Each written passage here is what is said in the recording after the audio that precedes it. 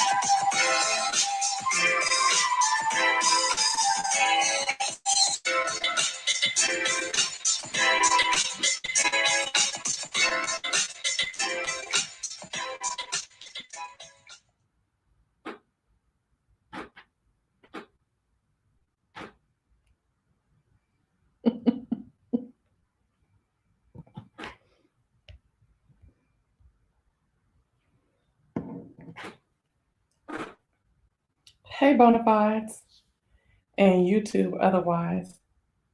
It's me, Cemented, and I am back.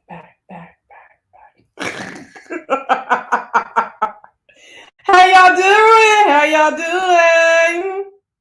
Oh, yeah.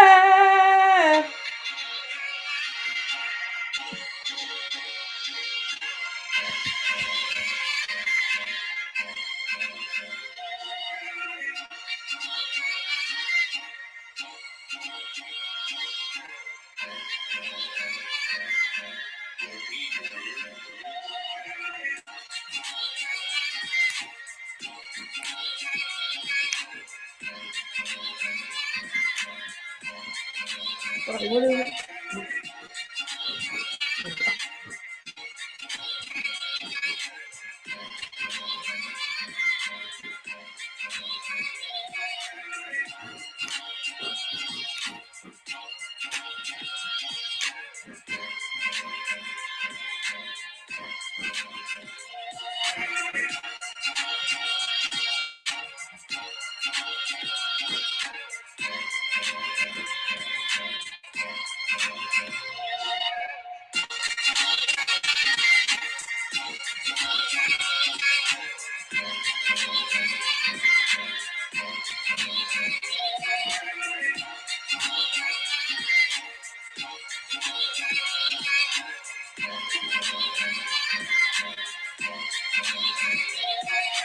Hey, Bonafides and YouTube otherwise.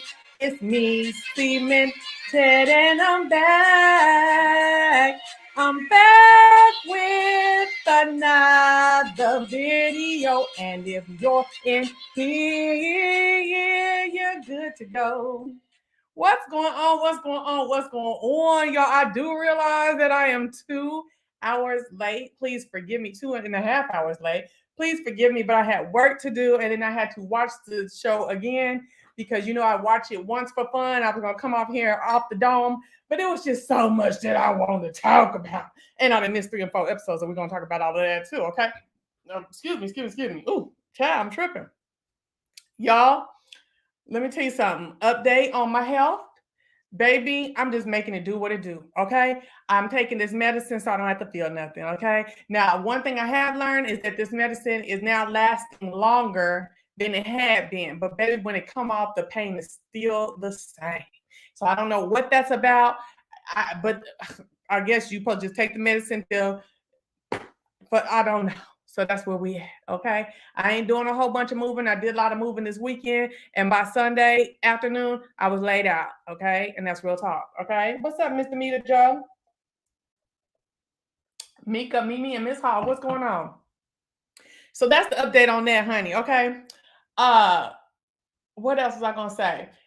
Again, this is Late, Loud, and Loquacious, okay? And I am looking for a host, okay? Now, the thing about my host is, you know how I come on here and I talk about anything off the spot. You never know what I'm going to talk about in regards to Late, Loud, and Loquacious. With the host, I would love for the host to just be on the spot. You know what I'm saying? Like literally not know what I'm going to say. And I want to know what your like straight up in the moment of feeling on stuff is, and us have the conversation and stuff like that. We're gonna clown, we're gonna get down and dirty, baby, because that's what we do, okay? And you would have to come on camera when I'm on camera, because I just don't like being like this and then with an avatar, you know what I'm saying? And then, when I am an avatar, then you can be an avatar, you know what I'm saying? I know that's kept a lot of y'all in the closet, and that's okay. That's okay. Okay. When you're ready, let me know. You know what I'm saying? I do have one person, I won't say her name, that would like to be my host. And when I drop my link, if she's on, she can come up. And yeah, that's what we're gonna do, y'all. Because like I said, Late, Loud, Loquacious is probably gonna be on Wednesday nights. Now I will say that because well, no, I can do it on. It's either gonna be on a Tuesday or a Wednesday. Okay, because girl, me and Brooklyn is honey, baby. Okay, a baby. She just let me know that she needs to drop 2 classes, and all I saw was my money. You know what I'm saying? Like, listen, have y'all been on TikTok and y'all seen that girl say, I'm drowning in bills. I'm drowning in bills. Now, I ain't drowning in no bills, okay? I didn't work hard. Y'all don't see me work a whole bunch of jobs of these last 4 and 5 years. Y'all don't see me do it. I'm finally not in no drowning in bill stuff, okay? But I tell you what, okay? I don't want my money fucked over, okay? This is my money. Don't fuck my money up. I'm not fucking playing. You know what I'm saying? Like, okay, I told you this nursing shit wasn't gonna be it. You didn't want to listen. You tried. I ain't mad at you, but I ain't financing your ass until you get it right. So you gotta drop these 2 classes. Well, it's one. It's 3 classes she has, but one of them is a class with a lab to it. So the lab is the second class. So she's having trouble in the main class, but I don't think they're gonna let her keep the lab and just go through the lab if she didn't do the class with it. You see what I'm saying? So that's why it's 2 classes. I'm sitting here looking crazy because I'm like, oh my God. Oh my gosh. Okay. Baby. Okay. And I said, all of that Atlantean shit that you be doing and driving way out 30 and 40 minutes with your homegirls to kick it, and y'all going to eat here and sushi and all that. Baby, when you know that you are a student that has to buckle down, all of that is over until you're grown and got your degree, boo. All of that is through. All of that hair, eyelashes, nails, concealer, that's done with, baby. Take it from the engineer. I used to cry because niggas could be playing. That's why I don't know how to play spades. Don't everybody learn how to play spades at college? That's why I don't know how to play spades, because everybody was playing spades in the mezzanine, but me and all the rest of the black engineers I hung with, that we couldn't go play. Baby, we had to study, honey. And up until college, baby, everything came to me easy. College, I was up there like, oh, wait a minute, hold up. Wait, I thought I was cold-blooded. Wait a minute, hold on. I thought it was, a scholar, So, I told her, I said, baby, I didn't have no college fun. All that. It's a different world. baby, and how they barely was studying on there. See, that's another thing that Different World did. They played around with our mindset, made you think everything was fun, everything was a fucking step show. You know what I'm saying? Everything was friendship, worrying about friendships and boyfriends and bullshit like that. Baby, not where I went to school at. Baby, not what I went to school for. Okay? I had to get somewhere and sit what they call go ass down and study in books. I was drowning in books.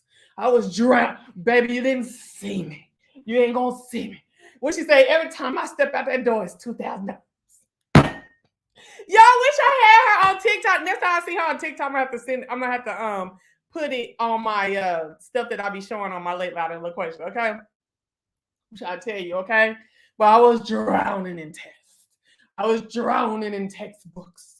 I was drowning in labs. Okay? Baby, please. Okay? And I told her, just like Mary told her son, you got to go to the Army. You know what I'm saying? That's why I told her, I said, baby, let me tell you something. If you're not on a different path this time next year, you got to go to the Navy. You got to go to the Navy. Girl, I don't know nothing about no Navy. I'm an Army girl. I didn't go to the Army, okay? But me and my loved ones that I grew up with, grandpa, daddy, couple stepdaddies, and a lot of the boys that I went to high school with, they was in the Army. Okay, I got homegirls that's in the Army, or they didn't retire by now. Retired at 38. Okay, I got one homegirl about to retire in January. In the Air Force. I got another homegirl. Oh no, then there's a couple of them that went late after they had a whole bunch of kids. They went about 25, so they probably got 5-6 more years left. Okay, you know. So, you know, and niggas is they're living very nice, very nicely, okay? Now, I got some that is dead too. But, you know, that's why I'm saying Navy, because I don't never hear nobody from Navy getting hurt. Do you? Anyway, I told her Navy, baby. She was like, Mama, I ain't going to, you going to the Navy, sis? Because you got to do something. You got to get somebody else to pay for these classes you dropping. And you got to get you a skill set. Take your ass in there, get some clerical and administrative and some public health type of shit going on in there, and bring it on out here. Bring it on out here. Bring it on out here. Okay? That's what I mean. Okay? She said, child, in between class, work, and being a single mom. Oh, baby, honey, I don't have time to have fun, but I desire to hang with these fake people these days. Okay, but honey, let me tell you, I hear you what you're saying, because, baby, I was good in junior year and was pregnant. So didn't have her till my dad wasn't my senior, because I had a 5-year degree. So yeah, baby, honey, they told me I disappeared off the face of the earth when I had that baby. I was like, baby, I had to put my head either further in the books and take care of this child that came out sick. Okay. And point blank and period. And that's what I had to do. All right. So, you know, I just been real serious for a lot of time in my life. Real serious. Okay. And so, child, like I told her, I said, you need to get you some skill set, and don't be off in there being no hoochie mama out there in the military. Get it and get you a good old skill set, and get you some good old free school, and get you some good old benefits. Okay. And come on out. A couple other things, and come on out, girl. You know what I'm saying? Let me just be quiet, because come on out, you know? Girl, So I was, you know, Mary off of Real Housewives of South Carolina, Salt Lake City. When she just want that boy up out of her hair, because she's sitting around, you're like, nigga, what is you doing? Like, you know what I'm saying? Especially when you was a kid, when you had some giddy up. Brooklyn got giddy up. She got giddy up to work. You know what I'm saying? She likes to work. She likes to make the money. She wants the money. She likes to work. You know what I'm saying? But with, you know, fresh out of high school, a year out of high school, you ain't got no damn what you call it, you know, no real skills to pay no real bills. You know what I'm saying? You got real skills to pay some real bills. Y'all know, y'all see this nigga hair done grew. Okay, it's thin, but it didn't grew back. It didn't grew back, baby. Remember my bald head? Oh Lord. I thank you. Yeah, but I bet if I went to go get it done, it wouldn't look so thin, because I'd be putting a bunch of oil on it and stuff like that. But honey, the nigga hair is back. It's coming back. Almost. Needs to get a little bit longer and then be back how it was before I had it done. Anyway, I can't stand how thin it is, Lord. I'm just like, Lord Jesus. I went back to taking my iron. I wasn't even having no trouble with the iron and my memory and stuff like that. I went back to taking my iron, girl. I was like, come on, hair, come on. Ain't no money in that like that. Everybody do lashes down here. And when she's sitting up there, when she's sitting up here working 30 and 40 hours, you know, she works she's a pharmacy tech now, not just work at her. She's a pharmacy tech, getting licensed and everything. She working real hours now, so she ain't got no time to be doing no lashes. She done bought a lash table and everything. She said, "Well, I'm gonna still be trying to do it on my off day." I said, "Well, you need to get out there and get some folks to do it, and you need to get some folks in here to so you can practice a little bit better too." She was doing lashes, but she just wasn't doing enough not to take care of herself. Okay.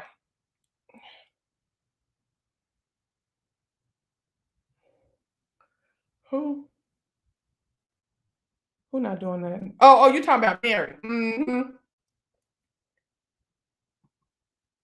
Yeah, she need to get more people coming through here. So now, baby, I was with Mary when she told that boy that. I was like, girl, you better get him out of here. He's looking all goofy and stupid and shit and half, girl. You know, I was like, get your ass somewhere and go. You're not gonna live and lay up under me. You know, so did y'all see his room? This room was mighty swanky and stuff for a boy. Y'all, I'm sorry, I'm under the inclination that Dingaling runs the world. You know what I'm saying? That's what it looks like out here. We be trying to say, who run the world, girl? Okay, but okay, maybe one day, maybe we'll see that. But right now, right here today, right to this day, Dingaling run this world. And my thing is, when you bad enough to run the world, is you got to make things twerk. Then you got to make things shake, baby. You know what I'm saying? So, girl, ooh, the Lord knew not to bring me no boy because, baby, I'll be on that ass so bad. You know what I'm saying? Like, ooh, I'll be on that tail so bad. Ooh, child. Are you crazy? You sit up here, laying up here with hanging swings in your room and stuff? You must be crazy. Okay. No, thanks. So, all right. Running the world sounds too exhausted to me. For real, I'm chilling over here. I ain't with Beyonce and all that. No, baby, I'm chilling right where I'm at. She has to do another bit. Lashes, wigs are the main staple. Lashes, wigs, and chicken. All right, so for a lash test, $50 is $200 in one day, 3 days a week. Yeah, and she's at about 40, probably 35 or 40, I think is what she was charging. But she needs to get more experience, honestly. Okay, so now, baby, have y'all been watching BMF, Black Mafia Family? Okay. All right, listen, y'all. I was like, I don't think I'm ready for another black crime family. You know what I'm saying? I mean, you know, I mean, they all running together now. It's like 80 of them on the TV. You know what I'm saying? They went to historic ones, to the 80, 90 ones, to the ones now. I'm like, Lord, they all the same. Okay. But I went on and watched it. Black Mafia Family. Hey, what's going on? What's going on? Black Mafia Family. Baby, this is talking about Big Meech and them from Detroit, baby. Listen, I was on this big thing on YouTube years ago, okay? After running into a drug dealer in Dallas, okay? A big time drug dealer in Dallas. I'm not gonna get into too tough, okay? I'm not gonna get into it too tough, okay? Not the one, not Como or whatever I called him. I don't know. Not him. I'm talking about somebody else for real. I'm talking about real. I'm gonna keep doing that the whole time today. I'm talking about for real. Okay. And I told y'all I used to be a PA, a production assistant on a reality show that never came out. It was called Beyond the Pole. So we was in the strip club all the time, right? And it was me and my homeboys, Ryan, and them. I hollered at him the other day. He had me hollering the other day. Me, Ryan. Okay, let me shut up. Okay, it's me and my homeboys and them, right? I'm just talking shit. Me and my homeboys and them was in the strip clubs all the time, interviewing strippers, like patrons, just learning the strip club life. You know what I'm saying? And damn, that we used to have fun. Okay, so when you run into all the the life of the world and the life of the city, those people in some environments like that, right? So I met this dude, and he was from Atlanta. And just being around his friends and them, like in the club and stuff like that, and just hanging out with them and stuff. Because baby, listen. I don't know what y'all think y'all looking at. Because I mean, I'm cute now.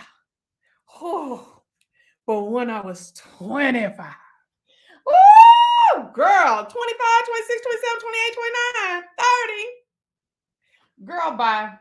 Okay. So it wasn't no thing, but chicken wing. All right. So, but I was crazy too. So, you okay. So anyway, so we sitting there and I heard Big Meech's name. You know what I'm saying? And I heard, this nigga name, this nigga name, this nigga name, this rapper's name, da da da da. But girl, I didn't give a fuck about that shit, so I wasn't all into it like that, right? But so years later, I was doing something on YouTube about when that what was the name of that Frank White? Not Frank White. What's the name of American Gangster? Is that whenever what year did American Gangster come out? Hold on, let me check it out real quick. Let me check it out. Well, anyways, while I'm checking it out, when American Gangster come out, I feel like that was the one. I started Googling, different black gangsters and drug dealers and famous drug dealers and stuff like that. It ain't the same people though. It ain't the same people. American Gangster. Yeah, that's about the same time. Okay. I started like Googling and whatever, like a gang of like like the people, like what do they call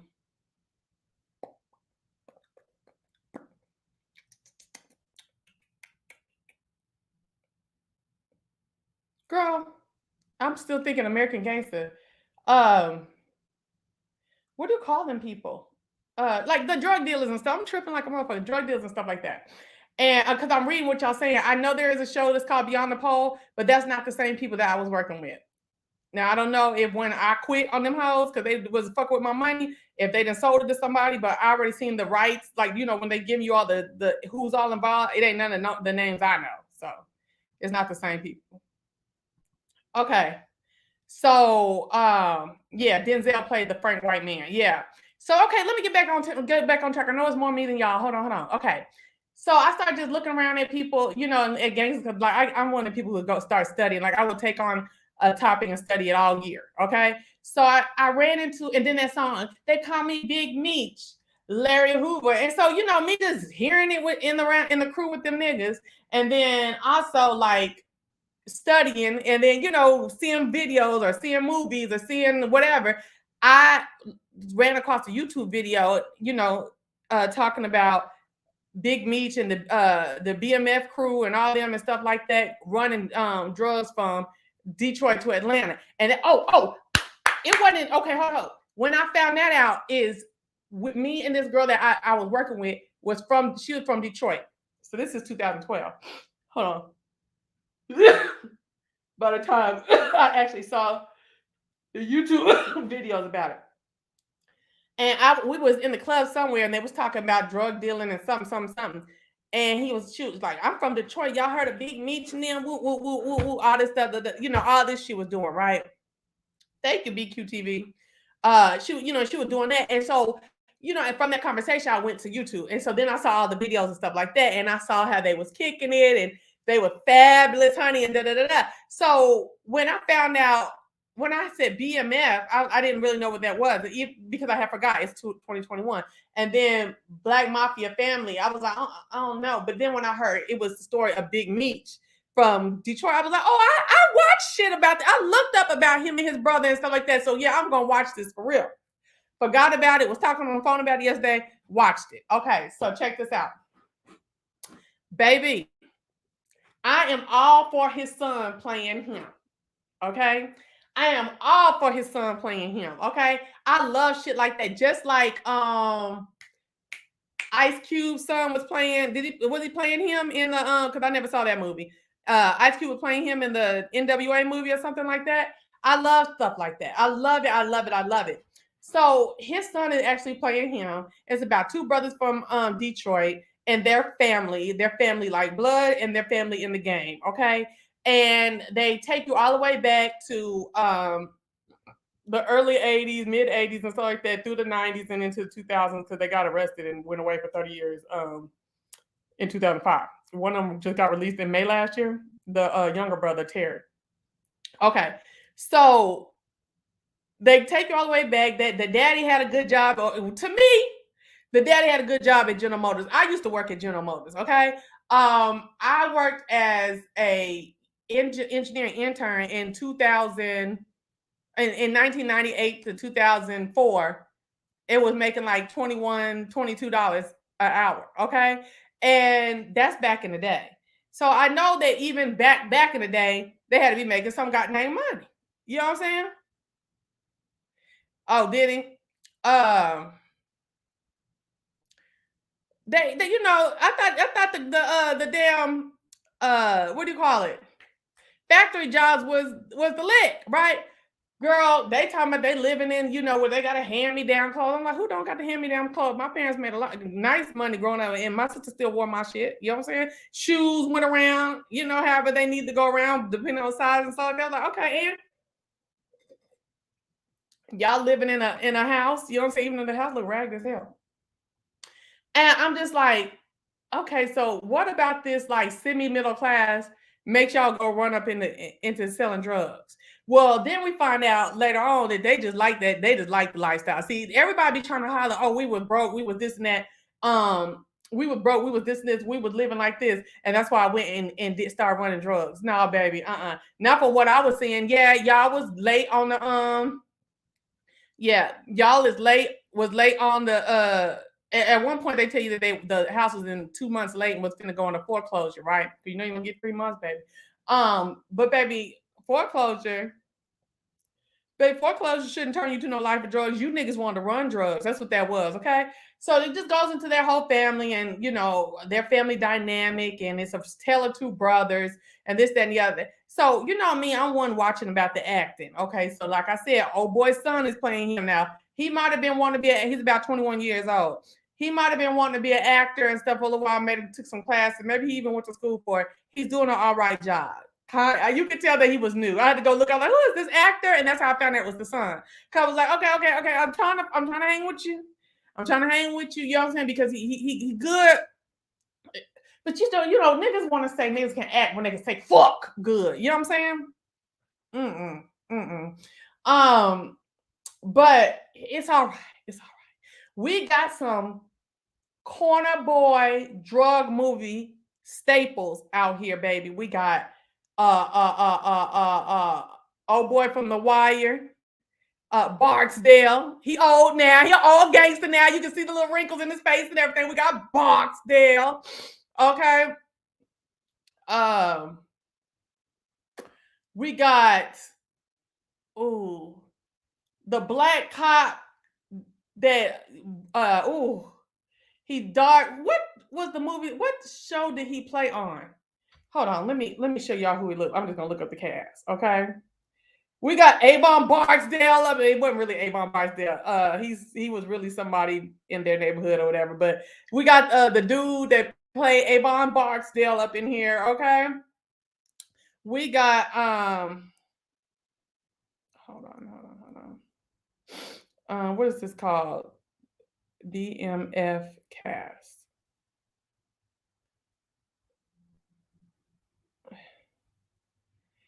Girl, we got Russell Hornsby. I didn't know what his name is. Where he from? Ooh. Okay, he the daddy. We got a lot of baby. Let me tell you something. This is the OG that just got here. Steve Harris. Yeah. Baby boy right here. He's the dirty cop. He the dirty cop, girl. Yes. Okay. Right. Let me give you a better picture of him. This is how we know him for real.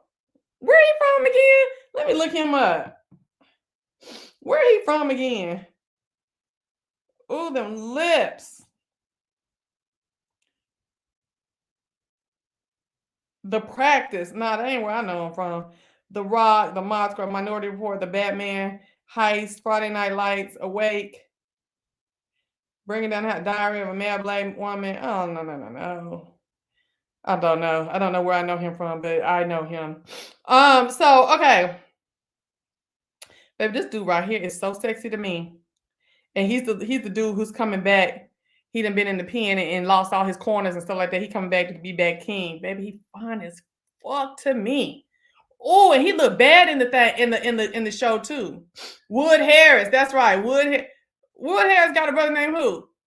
Nah, he wasn't Stringer Bell Villanor. Now I'm gonna get you Villanor. That other nigga I just showed up for here is not no dang Stringer Bell. Idris Elba was Stringer Bell. Baby, this thing right here, fine. Woo! Oh, he got one of them busted things in his eyes too. So I'll just be noticing everything. You know when you buy, oh yeah, ooh, this is brown, it ain't red. Okay. Yeah. Okay. Trying to find somebody else that we know in there. Hold on. In this cast. Because it's a lot of people you're gonna know. Girl, they say Lil Zane in it. I ain't seen Lil Zane yet. Okay. They say because it's 2 episodes out. Lil Zane. They say Lala Anthony in it. I'm like, oh baby, what? Oh baby, oh baby, oh baby, what? Okay, hold on 1 second. Lil Zane. Oh shit, he is in it. Why does nigga look like production to me? Every time this is he just looked like a clean shaven production to me in this picture. Cause I had looked it up to see if he was really supposed to be. Well, I don't know why I did because it was in the credits. It's just something about the head, and I don't know, Chad. That's funny though. Okay, Little Zane. Let me see what he looked like back in the day. You see, he don't look like him back in the day. But you know, that's funny. That's funny. Okay. I'm trying to get y'all some other folks that y'all know if they got them on. They ain't got them on here. Hold on. They ain't got the whole cast and crew on what I was looking at. But right now it looks like it's gonna be something to watch. They got this beautiful thing right here, girl. Where do we know this girl from? Ajana Alexis.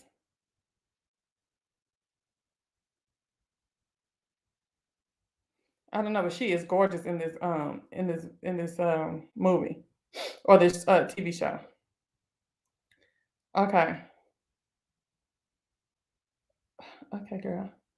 Girl, it's so many other people that we know from gangster movies in here that I've seen already. And I'm like, where are they at? Oh.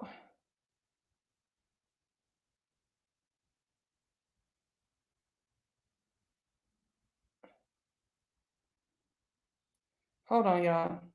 Because if I can't find them, then forget it. Oh, top cast. I want to know the whole cast. Why is it the top cast? Ain't that some bullshit? Hold on. Yeah, Wood Harris, Lala Anthony, Snoop Dogg gonna be in it. We ain't seen Snoop yet.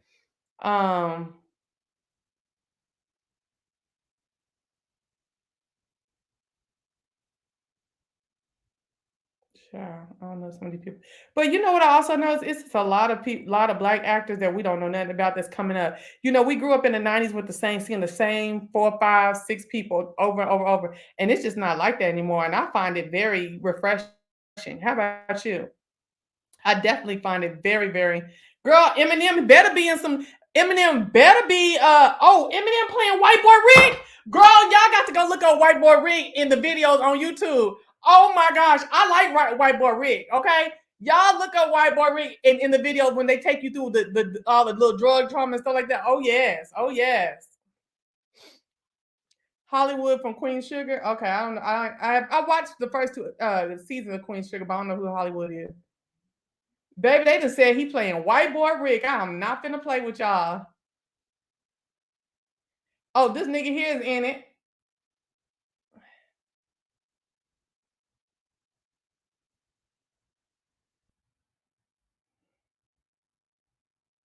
Donnell Rollins. I'm mad he only in 1 episode. I'm like, these old heads need to be in it for real. But if you can't act for real, no, leave it alone. Girl, they got a gang of people in here. A gang of black folks I ain't never seen, and I'm glad about it. I hope they can act though. Oh Lord. I hope they can act because right now we already dealing with, some trying. Okay, like the mama, she trying. Well, honey, If I was you and I wanted, it's not coming all out at one time. I think every week they're gonna release a new episode. Um, I ain't mad about I ain't mad about the show. It seems like it gives you a little family, like more family, like family acting and what's going on with the family, in addition to a gang and street mess. You know what I'm saying? I have seen a couple of people get killed brutally and with shots. Yeah, yeah, it does sound real hard, but they try. It's good. It's better than anything Tyler Perry got. Any of the actors Tyler Perry got over there. Okay. Um, what else was I gonna say? I feel like it's giving you like the behind the scenes more so of the life, the dirty life. And if you want to see another one, but they got a little bit more behind the scenes, what people are actually really thinking and dealing with. They giving you more issue where people got a little mental health going on. People in the game. That mean they stone cold like Dirty G off a Minister Society or whatever. What's the little niggas? Old Dog G, whatever. They give me a little that. They give me a little, my mom and my daddy, and we in love, So I said, can we get back to this foreclosure? Because I'm trying to understand. Because the daddy said he come home and give the check over to the mama. Thank you, Jesus. I understand that. I like that. Okay. And then she said that they got behind because a whole bunch of shit was going on with the car and this bill and that bill and stuff like that. And that's why she took another job at Wendy's so that she could help, but they didn't got too far behind. Excuse me, ma'am. You lose your house behind a car needing to be fixed. You lose your house behind some of these other bills you named off, maybe girl. You don't tell the nigga to go get him some what you call that stuff? Overtime at the plant. You go to Wendy's, fine, take your ass to Wendy's. He can't go to Wendy's when he come back from the plant. Girl, what's going on? Girl, you losing houses over that? Girl, goodbye. Girl, I might have been once I would have got one behind, I'd have been having that whole on the market. Get into it. If I felt like after 1 month I was behind and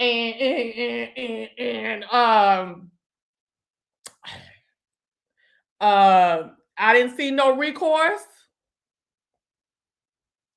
then it'd have been on the market. So you're supposed to be playing, taking all day to make a decision like that on the market. And we downsized. Them kids was grown. Them boys was almost out the house. It was just that little girl left after that. So, they might have been house poor because, girl, let me tell you something. Folks that work in plants are some of the brokest motherfuckers ever. You be seeing them on, they have their boats and they deck and stuff like that, and they living off of overtime, broke than a motherfucker. I seen it as a young woman in the plants. Girl, let's go to Real Housewives. Tell me I got all these damn notes and I'm still talking about this shit. I guess I'm gonna be on here longer than an hour.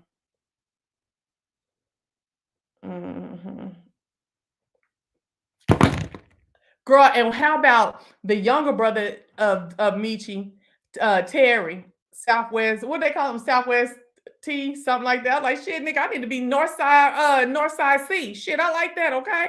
But anyway, what was I gonna say? They got his longtime girlfriend is on some new show that's coming out called Notorious Queens. I said, oh, y'all in the family hustle, okay? Not T.I. and them, y'all in the family hustle. You're like, man, this nigga just got out of jail for doing a 30-year stint over some health issues and got out on the COVID humble. You know what I'm saying? And now y'all got 2 shows because I know they getting paid. Oh my gosh.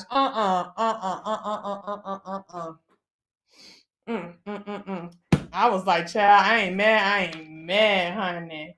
Hunter. Oh yeah. Girl, let's go on over here to Real Housewives of Potomac real quick, honey. We're gonna go through everybody, all right? Everybody walk through the club. Okay, anyway. So girl, let's talk about what's been going on. Mia and her mama they met, right? And again, and they still talking about reviving their relationship, right? My thing is this, okay? Bump Candace in the ass, okay? me and her mama talking, and it comes out that Mia's mama was doing a 20-year bid. Bitch, for what? She must have did some real doggone, some coking and some felon and all that too. You know what I'm saying? So you on a 20-year bid, got out early, only did 6, I think, and go straight with one of the younger kids, right? Well, for one, I feel what Mia's feeling like. She's feeling like the outside, like her mom doesn't really fool with her too much. Her mom doesn't really, like interact with her and her children, whereas she does so more with one of the other sisters. Hold on, let me tell Alexa to stop.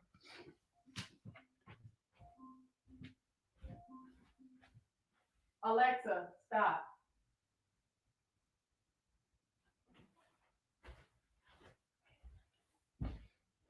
Okay. So, child, the mama has gone on to the younger sister and all up doing stuff with her, living with her, and all that stuff like that, all up in her kids' life, but not in Mia's children's life.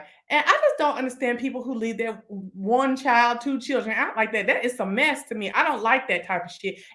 And I don't like it, and I make it be known. I don't like shit like that. You don't do children like that. You don't do children like that.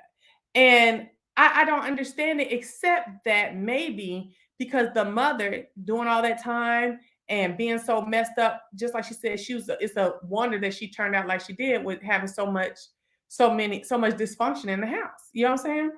And uh and I think that's why Mia does she takes what she takes off of the girls. I think that's why she's a liar as well. We'll talk about it some more later after we get into her and Candace and her shit. It's a lot of things when you're she grew up in foster care and shit like that. Sometimes you be trying to escape your realism, and you may turn your kids may begin to lie and tell themselves fantasies and stuff about themselves. You know what I'm saying? And even feel low about what's going on, and have all these type of issues from abandonment by their parents, and from being tossed around in foster care. You know what I'm saying? And I really feel as though I feel like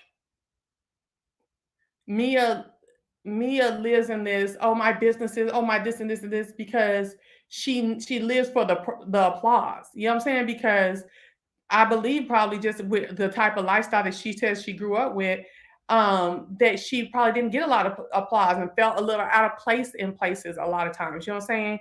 And felt, like, y'all know what the hell I'm talking about, okay? And I think that's why she's always saying her accolades or the things that make her, good. Like I feel like she's not so much dogging out other women as she's doing affirmations to herself, but it comes off as though she's being pompous and arrogant and shit like that, and being condescending. You know what I'm saying?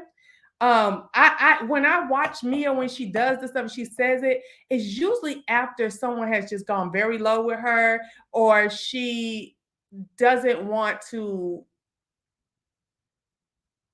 doesn't when she when she feels uncomfortable with what somebody was saying to her that was very demeaning. Okay. Either about her personal looks or her mother or her background, she'll come back with that as like, baby, like a self-affirming, like, I have businesses as a CEO, and I'm not really mad at her about it. And I really wish that some of these women would class up and get mature more about it, because it's only after she's attacked that she does that. Okay, so her and her mom are meeting and stuff like that. She's all, hold on. And I don't like that the mother has like separated what she'll do for one kid up as opposed to the other kid and stuff like that. And um she the mother is all like, I want to have a good relationship with you, but every time that Mia calls her and says, hey mom, do you want to do something with me, or do you want to do something with me and my family and stuff, she's all like, well, let me see what I have to do for your sister. I don't like that. I really don't like that. I really don't like it. Well, listen to what she said. Why you saying you don't? It's a no for you.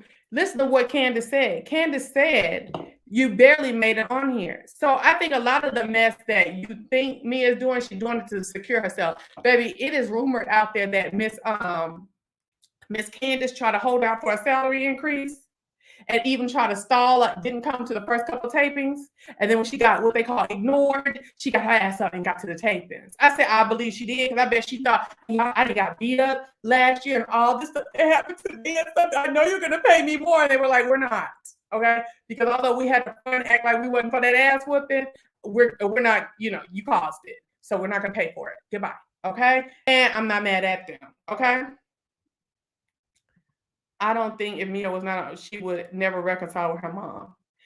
Okay, I can get with that. Now, I do think that this is a storyline, but I think it's a good one. And I think, because remember, she reminds the mom of her dad. I think that's so stupid to me. You would get a bandage as well in the jailhouse and need one of your bank accounts by the time I finish suing. I don't know what they're talking about. Okay, so now, hold on, y'all. We get to Candace in a minute. Okay, we haven't met a quote unquote great mom on any a quote unquote great mom on any of these shows. Oh, I don't know. I like Giselle's mom. I like Giselle's mom. I like Robin's mom, or Robin and Juan's mom. And that's not a slight because she does for them. Who else is on this show? I think that's all I saw so far. Okay, so now back to what I was saying. I just kind of feel as though her and her mom need to go to counseling. Like, they need to go see somebody, either pastoral counseling or therapy, because the mother is saying one thing and doing another thing. Okay, the girl got childhood trauma. Okay, and I just think that they're both trying to nicey it all out, and that they're not really attacking. They're not even attacking their problems, really. Both of you can see how they're both trying to play nice with each other. Yeah. They are, brother. I did see that somewhere. That was his brother. Oh my gosh. Okay, thank you. Okay. All right, so now, another thing I wanted to talk about was Wendy. Like, Wendy is very much more compassionate than we thought she was last season. I think she's very much more sensitive than we saw. I believe that Wendy is, I wouldn't say she's in over her head, but I like what Wendy gives this season. Wendy gives, I really don't want to get ugly with you bitches, but I will. Okay. And I'm trying to keep it cute with you guys. And you bitches will deal with that being cute. It is bothering Robin that girl don't have nothing to say for Robin and Juan. Like, she's like, girl, that ain't nothing for me. And if I was Wendy, I would not apologize for that. It just would fuck with her the entire season and for seasons to come. Because you get mad at me because I said one time that I don't see no relationship there, or you're mad because there's nothing really tangible in your relationship. It's clownery. When you done went and talked to 3 and 4 people on the cast on camera before I even said that about your relationship, about my relationship, and thought that I should be chill, but you ain't chill because you just asked. I didn't ask. I said what I feel about it, but that was after you went around talking. Whether it was extra nasty or not, it was spreading it. Okay, and I don't get it. It's like that's what the running theme is. I guess that's what people on all these Real Housewives shows is, what's good for the goose ain't good for the gander. And I wouldn't play with none of them about it. Oh, yes, it is. Okay. Now, as I've always said, the Grand Dame, I am in love with her story. Okay. I'm in love with her story. Just the little country girl getting brought out of the country by this, older, well-to-do man, and her living this life. And then this second part And then it becomes even more fabulous. Okay, bitch. I'm not mad. 3 with Candle, bring it here. LaDom Home Accessories. I'm not mad at it. I ain't mad at it. Okay. I just love watching her have this different life. You know what I'm saying? I just love it. And I love how she does not let anyone like bring her under that. We didn't call her in a couple lies, okay? On Giselle. But like she doesn't let any of them bother her too much. She takes it all on the chin and just keeps going. And I love that. I aspire to be that person. Because I'm very much not that person, okay? So I'm very much, if any of this stuff that Giselle said about her family, about Karen's family, and said that dead shit about my husband, girl, it would be all like Donkey Kong forever. You know what I'm saying? But everybody's saying they just want to be friends. Look, because in the next episode they're gonna be giggling, hee hee, and ha ha on the bus together, right? So, anyways, did y'all catch when Karen said she wanted to she's gonna bury the hatchet with Giselle for real this time, and she's gonna still invite her to their vow renewal. And Ray was like, yeah, she can bring her hairdresser. See, because that's what I mean. You said the shit on Ray, let Ray speak. Let Ray get that ass too. You know what I'm saying? You talked about Ray. You said he'll be dead, and you know that man 80-something years old. You don't say no shit like that. And stood on it and kept saying it, kept saying it, kept saying it. And Ray got his little dig in. I loved it. I loved it. I loved it. I loved it. Okay, yes. Okay, so anyway. So in this episode, I'm trying to think, did I miss anything else? Like I said last time, we talked about Real Housewives of Potomac. Real quick, we didn't spend a lot of time on it. I was not here for. I don't understand why nobody is saying, Candace, straight up, Candace, your mother came and was dogging out your relationship and your agreement that you have with Chris about your management and stuff like that. Your mother came and she opened up the conversation. Nobody's saying that. Not even last episode at that little reasonably shady party that they had in front of that girl's house. Girl, do y'all see that West Wing? Girl, the best thing about all of Giselle's house is that wallpaper in her bathroom. Girl, Giselle, no, man, that's why I couldn't live up there. It costs too much to have anything up there in the Northeast. No, indeed. That house right there, did she say she paid $900,000 or something just for the first house, and now she's making renovations? Girl, I could show you what, I guess now you're over in the million. What 1.5 look like over here in Atlanta? Girl, I could show you what 1.5 look like in Atlanta. It's way better than that. That stuff right there is a mess. That stuff that she has going on, that whole renovation, that West Wing, girl, that shit look like something from Roseanne Barr. It was a mess.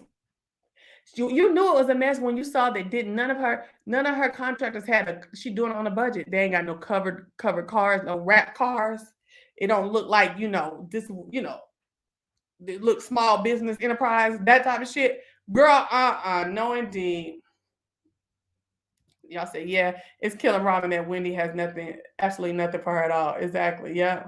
Let's talk about Giselle Robin using the word uncomfortable when it comes to Wendy. Yes. I'm uncomfortable around Wendy. Why you uncomfortable, baby? Wendy ain't said none of the shit y'all done said.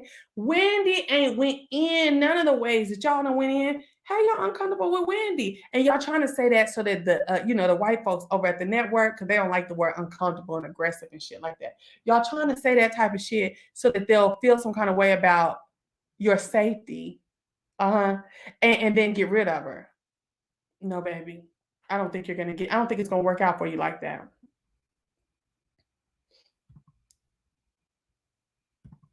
Robin said in confession she thinks Giselle and Jamal were a real couple too. Yeah. She doesn't think they are. Okay, yeah. I love Karen. Me too.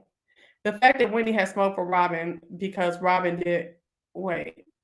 The fact that that Wendy has smoked for Robin because Wendy did an interview stating that Robin was the one who told Wendy about the rumor, but she gets on camera and act like she knows nothing. So basically, Wendy has smoked for Robin because Robin tried to act like she didn't know nothing about it, but Robin was actually the person who told her about the rumor about her husband. Robin is very much a mean girl. Yeah, I don't like Robin at all. Hold on. I kind of like Candace's mom though. She cracks me up. You just have to have the kind of personality to not let her control you, and she seems cool. Yeah, she does seem cool, but I'm gonna tell you like this: she's sneaky and she's slick. That's the part that takes the coolness away. I don't like no sneak, and I don't like no slick. Okay, you know good and well that when she told you that when you saw your daughter get upset because Wendy came back and told her that Mia said something, you should say, "Well, I was out there talking too," because you bad anyway, right? You own have to play. You bad enough to have a whole room in this lady house by herself with your picture in it. Then paying her rent and looking crazy when her husband said that you ain't paid nothing else for him. Well, girl, if you bad, girl, own it. You know what I'm saying? I was out there talking and looking crazy because I was wondering the same thing. But you're not bad. That's why I ain't into Dorothy. Dorothy is smoking mirrors. No, Mia as Dorothy was Chris getting paid, and that's what jumped everything off. No, it wasn't. What jumped everything off was her mama and them Kato originals going out there to them girls and talking about, girl, you see this shit? I guess he's supposed to be managing her. And that's what kicked it off. Because what nobody else talking about that shit until they felt comfortable. Her mother made it comfortable for them to start asking questions. You know what I'm saying? The questions they probably wanted to know. But it was not Mia who kicked the shit off. Dorothy had already made 2 or 3 rounds, had went back to the back with Karen and came back before Mia even got started, or that's the way the production showed on that episode.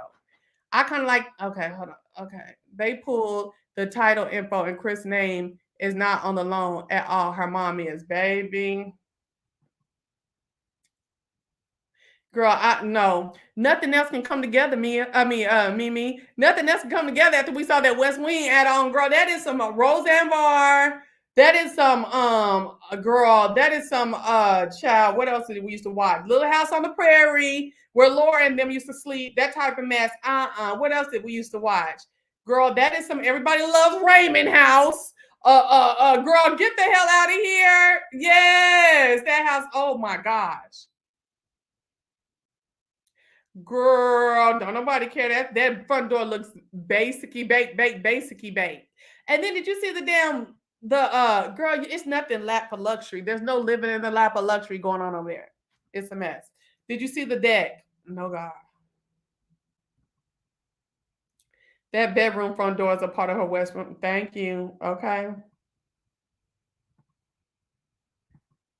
It's the same way folks let Ashley get away with murder, but somehow Candace deserves violence when she claps at people. Y'all are biased, and it's exactly the same. No, baby, we're not biased because there's a strong difference the way Ashley delivers and the way that Candace delivers. Even old Ashley back before she had them children, the way she delivers.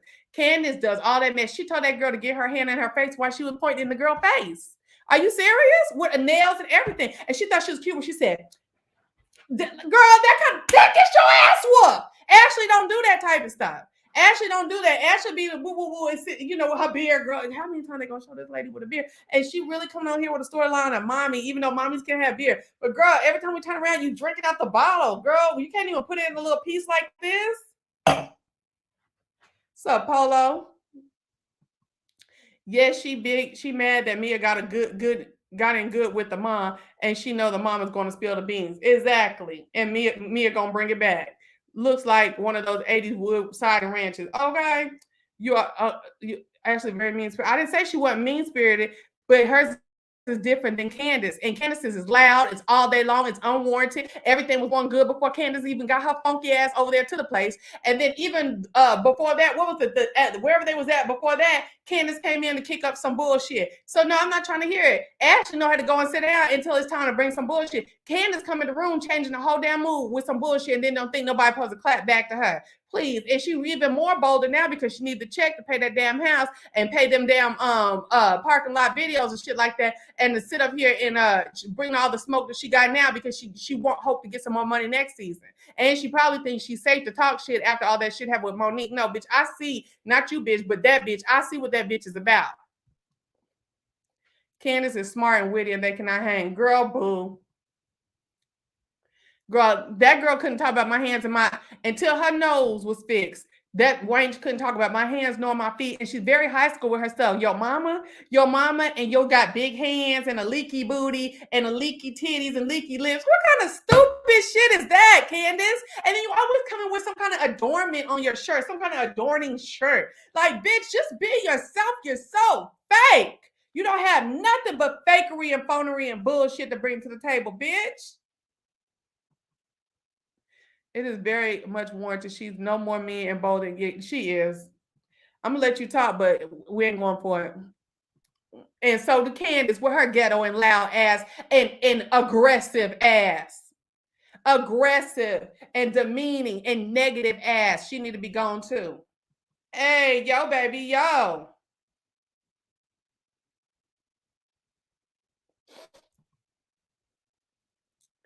And hurting, but she can't strike back at the person who is really she met. Yes, honey, because she ain't gonna talk to her mom about a motherfucking thing. She want to talk to everybody else, and then talk about somebody else's mama. Girl, we can talk. We can go mama for mama. If I was Mia, we could have went mama for mama, bitch. And I'd have drove Dorothy up under the ground, baby. I'd have drove her fat funky ass. Okay, her must not got no man that want her ass because she all up in her cheering business like this.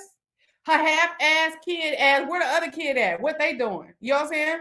You want to talk about somebody mama low budget? Did you see what the fuck Dorothy, who supposed to have all the money and shit, had on at that video suit? That bitch, that shit came straight from Kato.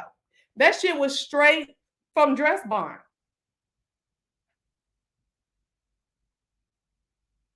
Dorothy married and don't act like don't got no business with her husband. We see, and got the worst hair, the worst wigs. They have money. Supposed to have money, and has the ugliest little girl named Candace. Just ugly personality. Ugly personality, and she thinks she's so cute, and she ain't. So anyway, back to oh,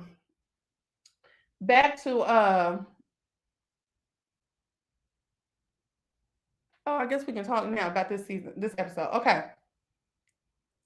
So Mia then finally got the mama to come while they Mia then finally got the mama to come while they go out here to this couple's trip and stuff like that. But she's nervous about having left her kids with the mom for the first time, which because the kids didn't want to stay there. You know what I'm saying? I just think she was so sweet to her kids.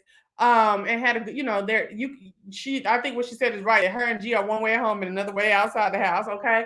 And I would be nervous too when hell, Brooklyn didn't want to go nowhere with her own daddy when she was that age. You know what I'm saying? So I could see her saying it because at first I was like, well, girl, you did bag there and now you're looking crazy. But I understand when it comes with the kids' emotion, you'd be like, oh, well, how the kids are feeling, how they feeling, right?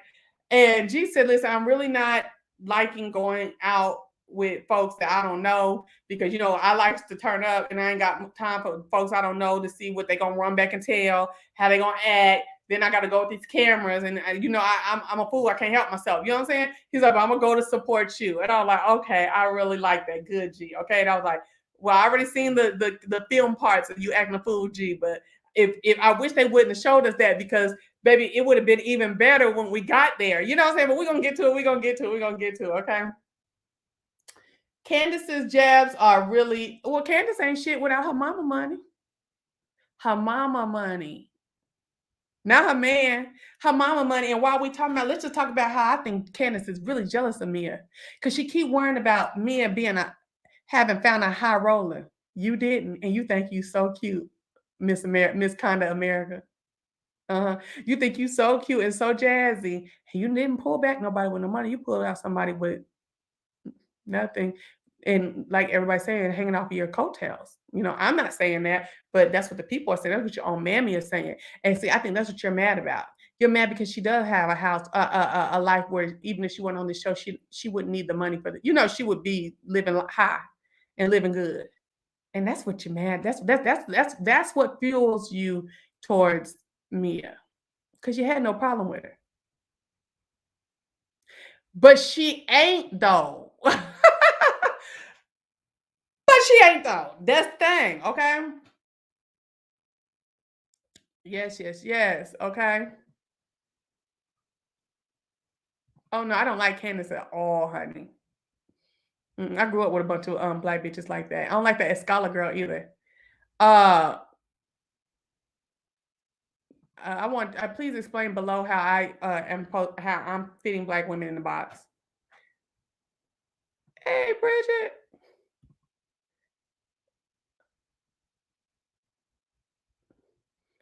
I would rather have generational wealth any day than sleeping with a man who has been married 3 times. Oh, girl. If I fell in love with him, that's what starts the generational wealth, that's the bed I'd be in. Like, I'm in love with him and whatever. Like, girl, married 3 times. I'm not getting that. I'm not getting that. I'm not getting that. Now, married 3 times would have me real slow to fall in love. But if I fell in love and we were together, he loved me, and I felt like it'd be a good marriage, and we got married, and that's what just started the generational wealth, well, so be it. Okay. I think we are not used to seeing Black women getting the same benefits as rich white women, and it makes folks uncomfortable. That's what Candace is doing. I ain't mad at Mia. I'm not mad at Ashley. I couldn't do it, but I ain't mad at Ashley. She ain't all that Black to me. Like, I ain't mad at Ashley. Who else is doing it? Who else is doing it out here? If Portia wouldn't have did it the way she did it, I would be mad at Portia.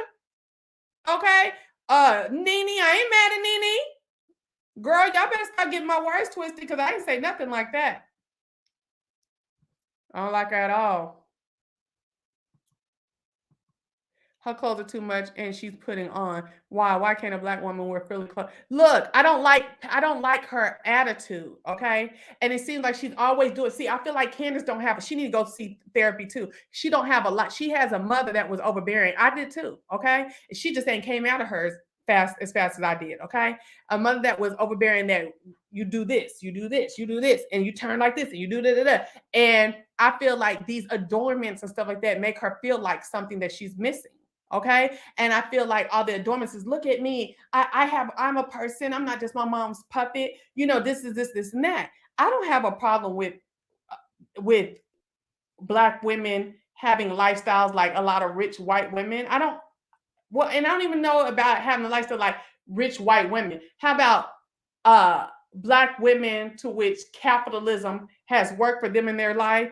I don't have a problem with that type. I don't have a problem with seeing that. So please don't put that in my mouth because that's not what I'm saying at all. I don't have a problem with that at all. I don't like Candace and her stinking ass. And since she's gonna tell somebody, your girl Candace gonna tell somebody that they need to go to therapy, I'm gonna tell you why Candace need to go to therapy and the shit that I see about Candace. Candace is a dirty girl. She's a dirty girl with a lot of problems, and I don't like her. And see, I don't like nobody that do all that talking like Candace, but then sit up there and curl up in a corner. You know, she might try to hit woo, woo, woo, woo, but then when the fight didn't go her way, she wanted to come here and want to start court proceedings and stuff like that. She act like she know, but she don't do like she know. And if you're not talking to me, please add the people who you're talking to, y'all. Yeah, the only person who is gonna put up with Candace is a motherfucker who need Candace. Okay. Karen, yes, I'm not mad at Karen. I told you from the beginning of this, you might not have been here. The first thing I said when I talked about Karen is I love Karen's story. Is being taken by her mom like most rich women. No. They usually taking care of, oh, well, she does have the daddy. It's generational wealth, but when it shows up in real life, people want to look at it different. No, it's not. When I see snotty ass white girls, they're a snotty ass white girl, and we're gonna call it like we see. How do you know what rich white women do? Are you saying why does y'all crazy? Time for her to fold up the tissue and dab at the corner of her eyes. Exactly. Dot is upset because she spent money trying to get Candace in spaces to meet high rollers, and she ended up with a man who has 3 kids, 2 baby mama, and don't really have a career. She pissed. Exactly. She spent money and put her in the girl. I believe my mama probably was feeling that way too when I came home pregnant. Cause they put a lot of time and effort in me, and I went out like, I mean, I'm not really out, but what I'm saying is early though. But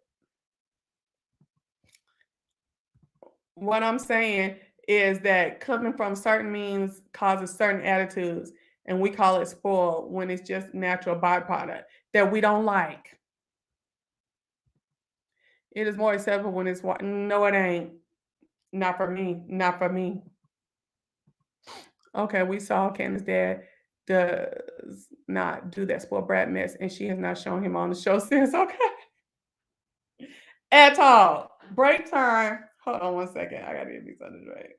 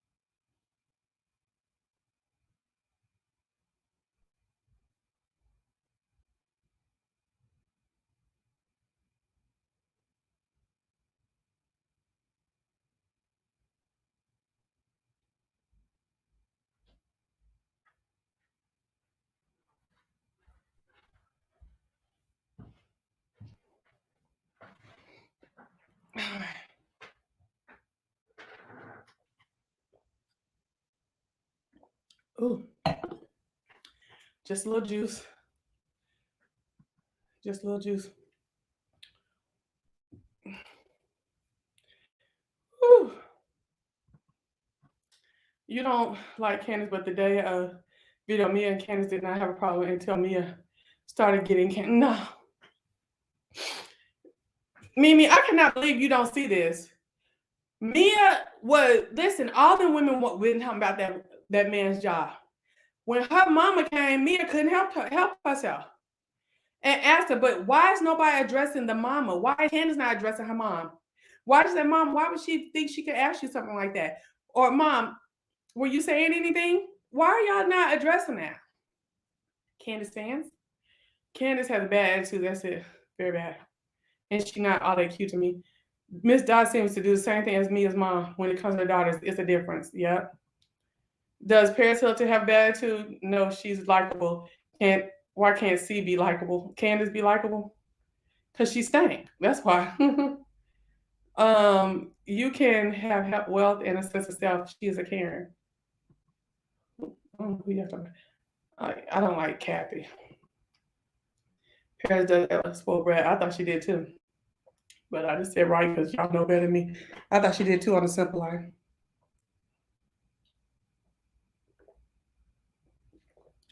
I thought Nicole Richie was the more down to earth one.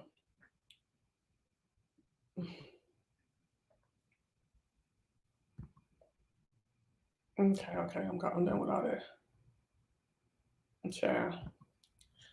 Where is this proof Miss Dot has generational wealth money that she has to share with siblings? A spouse is first beneficiary. Okay. All right, let's keep talking. Well, the fact that she can buy her child a house and all that stuff like that is where the generational wealth is beginning.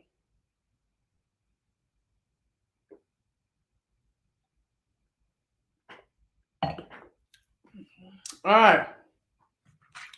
So, like I said, cancer jabs are really high school. Until we talk about that mama, until you get ready to talk about that mama and address your mama, girl, I'm dogging you. Now, woo, they showed what Robert and Juan are building, the house they built. I was like, baby, you can't get no kind of house in Potomac, baby, because that and the most la-di-da about the house that we've seen so far, all the black window panes and stuff like that. I'm like, the window, whatever, the cover, the dressings going around and stuff like that. I was like, Lord, that girl got gray siding, not a brick nowhere in it, girl, because brick costs money. Why was you rushing to build this house right now? Folks ain't got no patience. This is not the time to be building and no time to be buying right now. And especially until they really approve this budget and stuff like that, girl, we gotta watch what's gonna happen. Gotta watch what's gonna happen. Yeah, like Monique's estates. Don't nobody got no estate and no money like Monique. That's why they hated on that girl. That's why they hated on her. So anyway, oh girl, Wendy, I want you to watch that little girl with them two boys. Anything can happen. Anything. It's a great age divide. And I ain't saying nothing on nothing, but you gotta watch them kids. He was bothered and fucking with her, you know what I'm saying? And all in her face like he wanted to kiss her or something like that or whatever. But you know, kids are going to be kids, and I'm not tripping. I'm saying you have to be very careful because okay, I don't know. It's just something about that little quick scene. I was like, okay, watch it. Because you know, some little boys and little girls can be real mean to the little toddlers and shit like that. Okay. Now we find out that Giselle and Robin did decline the invite that Wendy sent out, right? But then they asked us gonna come. We found that out too, right?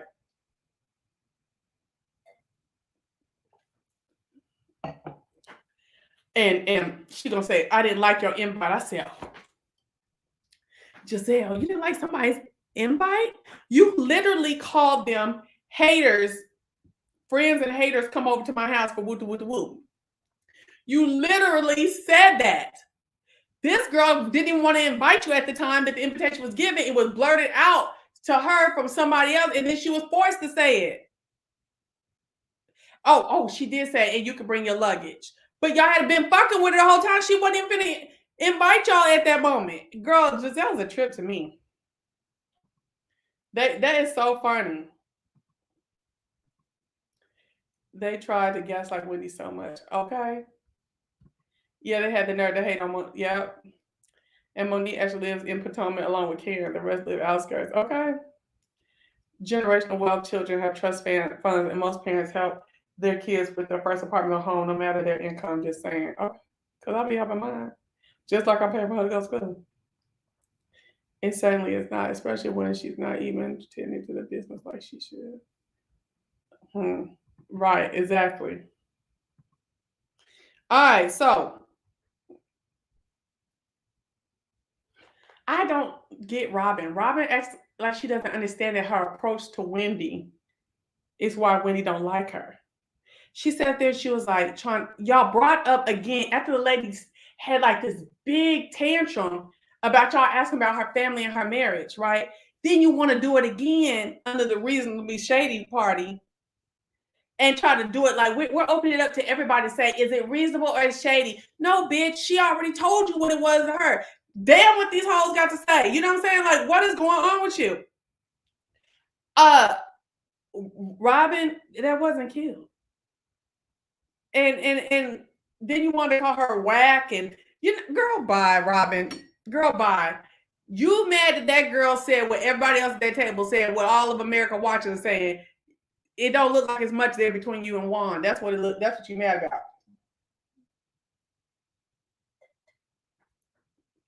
about. Now, Karen and Ashley riding together. Oh, Wendy and her husband arrived. Did y'all like that house that they in? I didn't. I was like, oh, Potomac is so fucking ugly, dog. Like, every time they roll up somewhere, the other with the cottage, that was nice. But this big old red brick, a big brick and two on the side, it was ugly. But when it got on the inside, it got cute. But the outside was ugly. Okay, talking about probably we ain't going somewhere like a plantation. That looked like the big house to me. Okay, I was like, ooh, this is ugly. They get out, ain't got no valet. Wendy is so new money, y'all. Like when they was talking about that G-Wagon shit, she like, okay, G-Wagon, can you got one for me? I was like, I can't stand a nigga like that. It was already stunting.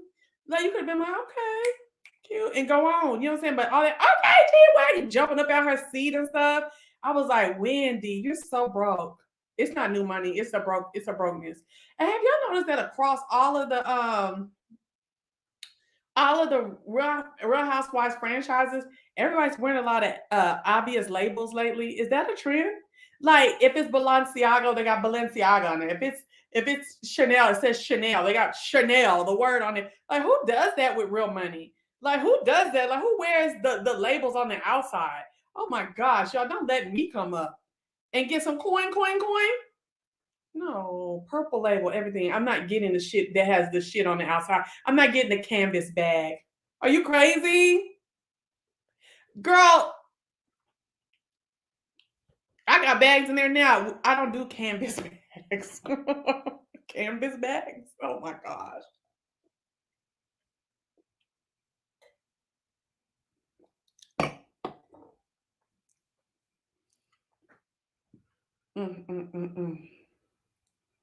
Let's explore this real quick before we get back on there.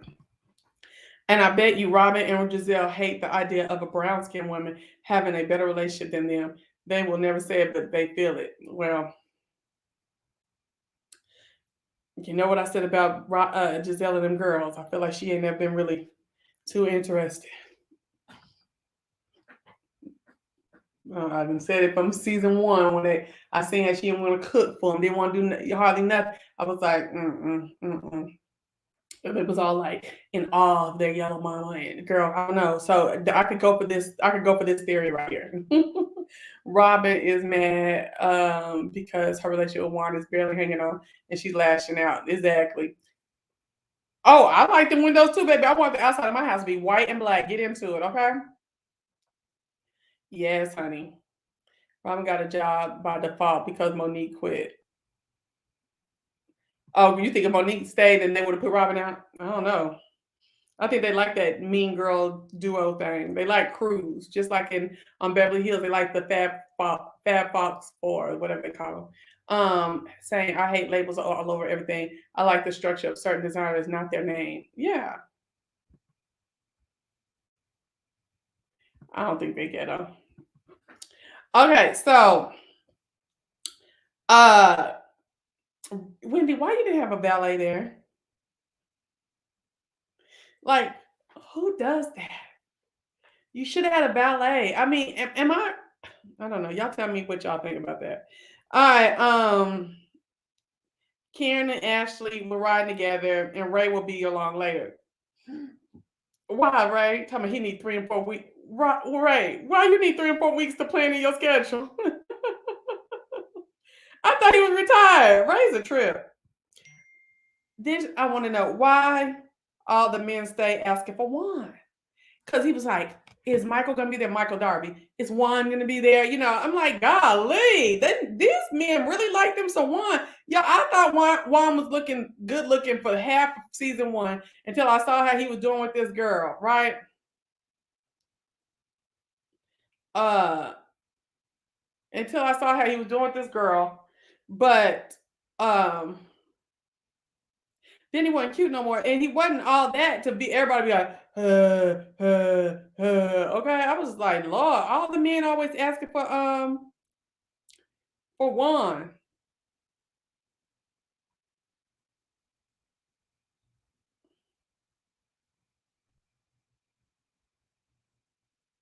Hold on, y'all.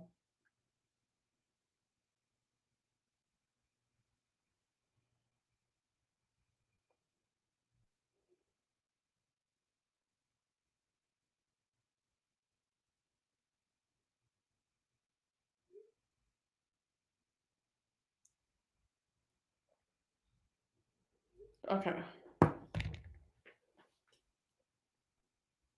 All right. So okay. So Karen, sorry y'all.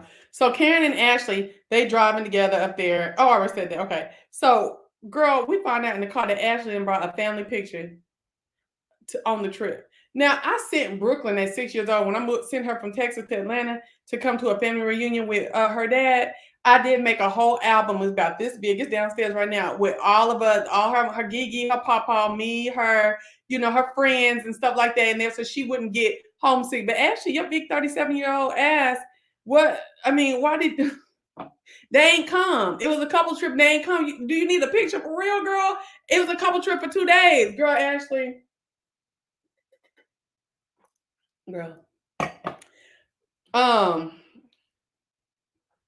I am glad that Wendy did make sure that there was only one house and everybody stayed in their house. That's right, because that other stuff that Candace did was ugly. Okay, and some more ugly ass Candace shit. Now, have y'all noticed all these obvious label wearing? Excuse me. So everybody, well, not everybody. It's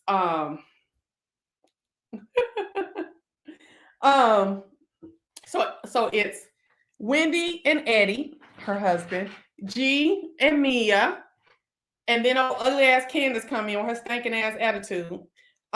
Bringing down. Wait. Before Candace come in, everybody taking shots, and Wendy announces that it's gonna be GBO, good vibes only, right? But bitch, you did not make sure of that, because I would have told Candace to take her fuck ass home from the shit she started. Get your ass up out of here. It's good vibes only, okay? And you had already told her too, okay? So okay, hold on. And I don't like it when they do it either. Okay. See, don't nobody like Candace D-Town. So, hey Nico. So, long story short, they taking shots.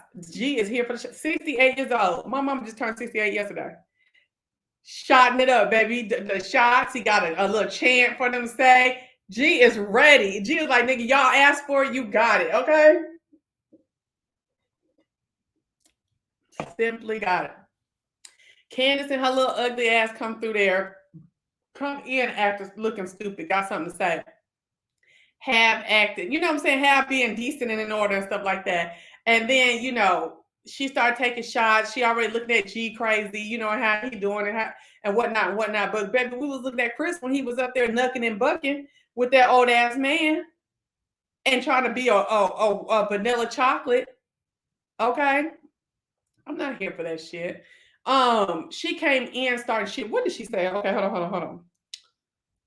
Did y'all see how much of a lightweight that Wendy was? Wendy had barely let the first shot go down. She said her knees was buckling. I said, girl, Wendy did a lot last season and is not living up to it. But I'm glad because I did not like her last season. I like her to be not less than, but I like her to tone it down. Yeah, I liked her. Yeah. G gives me inspiration for when I get his age. You always think life beyond a certain age is boring when you're younger. No, G is living. I love it. He free as fuck. Yes, I love it. Okay. I was too. I'm gonna tell you one part where I was like, about, okay. Yes, come on, detail. Okay. Yes, it works my fucking nerves. Do you hear what I'm saying to you? I'm like, I'm not into Chris. So listen. Baby Gordon, aka G Gordon, and I'm calling him Gordon. Gordon, your mama named you Gordon, I'm gonna call you Gordon, okay? Gordon is at the party. He taking shots, he cussing, he chanting, girl, he making movements, he doing everything, and the people are going crazy, baby. I love Eddie. If y'all watch the episode in the back, or even the rest of this trip, watch Eddie. Eddie is like, he's getting his life, but he's all like embarrassed about a lot of, you know what I'm saying? Like, oh, you know, but he's liking it, but it's embarrassing a little bit. You know what I'm saying? Embarrassed for Gordon. Okay. I love how Wendy sympathizes with me. And did you hear Gordon hit a Skylar's husband on the back and say, damn, you a big motherfucker? I loved it. He is just an all black man. Listen, I love all black men. You know what I'm saying? I love masculine black men, period. Okay. But the all black man that is loud and fun and stuff like that, it's cool. I like it. I like that vibe. I like that vibe. I know some to this day that are like that. Okay, and they in their 60s. Okay, and I like that vibe. Yes, it can get on your nerves. Okay, especially if you hear a bunch of and it's like that. Not the fun vibe that Gordy had, but that whining and all the time in your head. That shit is, ooh, Lord. Okay, but when they just cool and just acting a little free bird fool like Gordon was, I like it. Yes. Yes, he is. Eddie is like a big, he's harmless and means well. Yes. So I love how Wendy is sympathizing with Mia and her mom's issue and the issue with her mom. I really like that. And I like how Wendy can see that Mia's getting trampled on by two bitches. The scholar's one of them. And ask her straight up, are you okay? Y'all, did y'all see how are you okay? Because I know how it feels to be ganged up on. And did you see Candace hates when she's going off on somebody for somebody else not to agree with her and to be on somebody else's side? Did y'all see that? Oh my gosh. Oh my gosh. Girl, so we back in the car with Karen and Ashley, right? And Karen is willing to invite Giselle to her vow renewal, right? And I already said that, baby. That damn Ray, he snuck his in real quick. Snuck his in right now. Right, and she's very stuck up. I'm gonna talk about it in a minute. Okay, like I said, everything was going well till Candace came in, ready to act up with Mia. I told y'all she had tried to hold out for her money for more salary and got ignored. And now Candace is building the storyline, okay? Because she only had enough money for 2 videos and they was cheap looking. And there's no pageant, there's nothing about no house, she ain't getting no furniture no time soon. The man and her having the money and not having the money, that ain't that. Now she have to have a long-standing beef. And I think that's why she's staying on me, because that shit ain't even that important to keep still talking about. Girl, when they were sitting there talking about, Gordon was sitting there talking about how he liked strippers and they go to the strip club and here go Candace. Why would you go to the strip club? We have a strip club here. And I'm like, girl, Let's talk about you ain't never had no job. Okay, you ain't never had no job. You have never made your own money for real, except for this show. Can we talk about that? Girl, she couldn't do me. She couldn't do me. Okay. So they talking about they like the strip club and old girl is for it and stuff like that. And then she outs him. She was like, well, G likes the white strippers, girl. And then G go like he humping or something like that, right? Eddie was outdone. He said, so what are we talking about today? What is it that we were talking about? I was like, child, goodbye. Let me tell you why she needs a job. Because supposedly her husband don't make enough money for the type of lifestyle that she wants to live. And her mama is having to pay for it, her and her husband. Okay. And I have heard of some, since you like to equate it to white people, I've heard of some white people doing that. But most don't. Most of when you get a husband, you to marry rich. We sent you to college to marry rich, okay, and to get you out of our pocket. Mm-hmm. And I don't bounce back black life off of white life. I don't even think that we should have integrated. Get into that. Then she tried to fight Chris, and he was trying to be on her side. Candy hates on any other woman who married up. She's very bitter. Exactly. That's why she didn't like Monique. Really, really. He will until her mom will child. I don't, like I said, I don't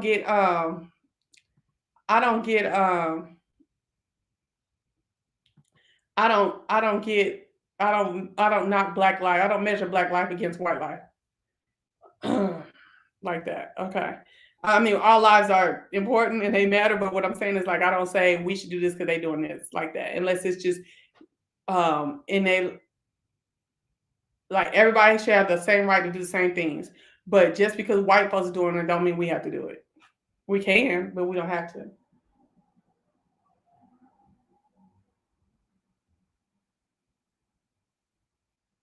Yeah, and Candy is trash. She's not even sophisticated. All right. So, what's the difference between Candace? I want to pose this question to her. Candace, what's the difference between your loud, out of the way, offensive talking and G's? G is loud. He's talking loud, walking around, showing off, drinking, acting a fool. You might not be doing that, but you're jumping up in folks' faces, throwing your hands, throwing shit at them, then get mad when they throw a little bit more at you, and then you want to throw something again. You know, all of that shit like that. Candace, you ain't no better. But you want to go up in a room and start talking about G. We're gonna talk about it in a minute. Girl, G had me hollering when he said, "Who the F is this?" And he's like, "Hey, Escala, I heard so much about you." I thought that was so cute. Okay. So now, yeah, we already talked about that, Candace. Okay, so Candace goes off in the room and is sitting there analyzing Mia and G's relationship, and she's got her mouth on it so bad. You know what I'm saying? Feeling that Mia had her mouth on her relationship, so she wanted to go talk about Mia. I'm trying to understand where she get it. It seemed like a daddy and a daughter thing. It seemed like a husband and wife that is a little thrown off a little bit, just like you and your husband. Just like old girl and Juan, just like Ashley and her husband. That's what it seemed like. But she really got in there, and the scholar was really in there watching and listening to her. Scholar, what did Mia ever do to you? Except tell you that you like to interject, which you just tried to do again in this room. A scholar. And then a scholar act like she's the voice of reason, but she's a messy bitch too. And she's stuck up and stank. Did you see how she was like really like she always trying to act like she's the voice of reason? But why wouldn't you tell Candace, if you're the voice of reason, why wouldn't you tell Candace, the way you talking to her is ridiculous. The what you said about her mom and stuff like that is ridiculous. Because her mom, you are talking about her mom. She was talking to your mom. So you should have went to Mia's mama and talked about Mia then, and asked about Mia. Don't start trying to talk about her mother like that. And she was talking to your mom, not about your mom. And Candace trying to twist it up like Mia had talked about her mom. No, Mia didn't talk about your mom. Mia asked about your relationship that your mom was bringing the information about. That's what happened.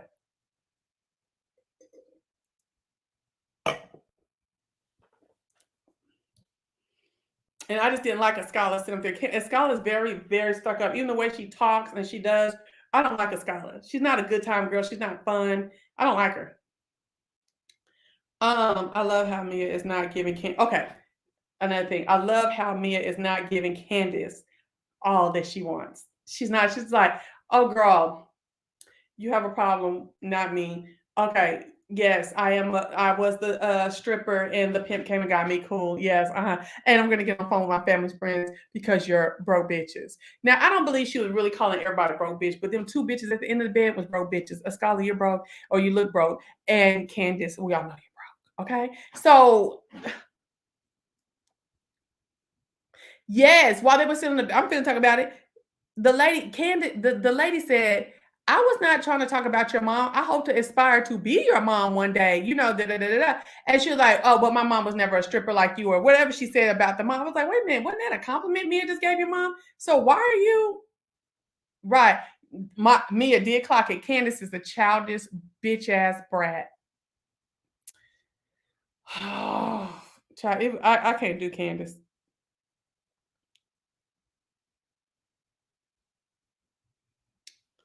I already talked about that. Why Mia be talking about that business stuff all the time. Um,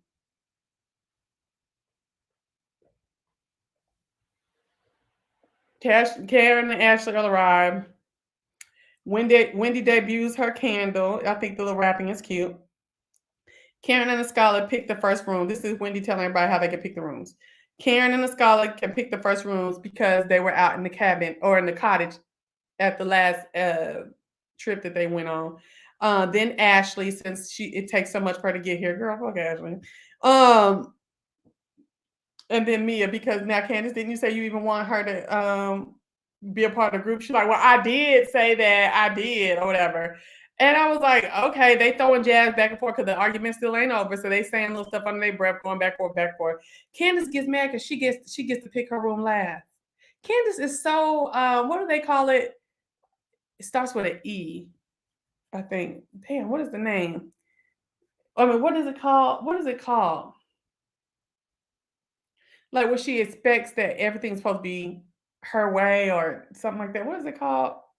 Somebody help me.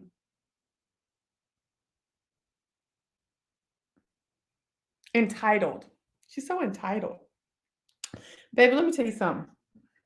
Candace acts like she ready, but she ain't ready. Candace does everything that she knows as a uh, black woman will get your fucking ass beat, but expects for it to not go down because it's her. But then she talks about ass beatings and stuff like that. Girl, you are not ready.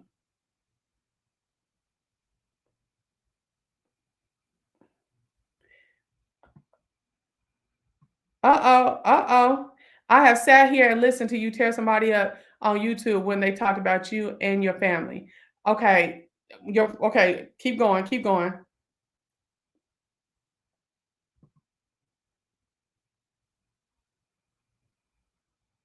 Yeah, I do have a problem with her saying your mom is low budget.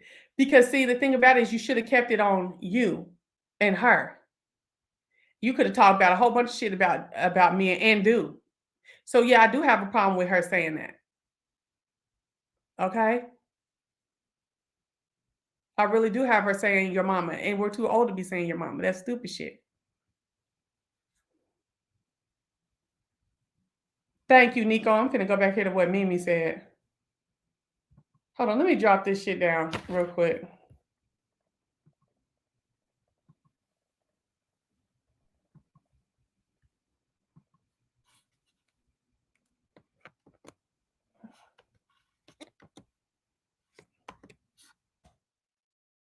Y'all want to join? Okay, so I was called out. It said I had sat here and listened to you tear somebody up on YouTube when they talked about you and your family. Okay, like I said, when they talked about me and my family, I talked about them. Mia didn't talk about her family. She didn't talk about it. She asked a question for one. And to me, you want to know what that warranted to me? And I am someone who can be violent, and I am someone who will go off on people and cuss people out. I am straight up. What that warranted when Wendy came back and said, "Oh, she asked this about you and your husband." What warranted that is to say, "Bitch, stay out my motherfucking business. Don't ask shit about my money," as she did at the reasonable and reasonably shady party. All of this extra that she's keeping up and keeping doing, she's going too far. And you heard it from me, who will cuss somebody out when they talk about my family and stuff like that. But Mia did not talk about her family. Mia asked a question to her messy ass mama who was already talking. Do I think Mia should have asked a question? I'm like, Karen, no. But let it be what it is. Don't make up nothing else than what it is. I wouldn't give Candy the time of day to let her ruffle my feathers. Mia is seemingly living a better life. Okay.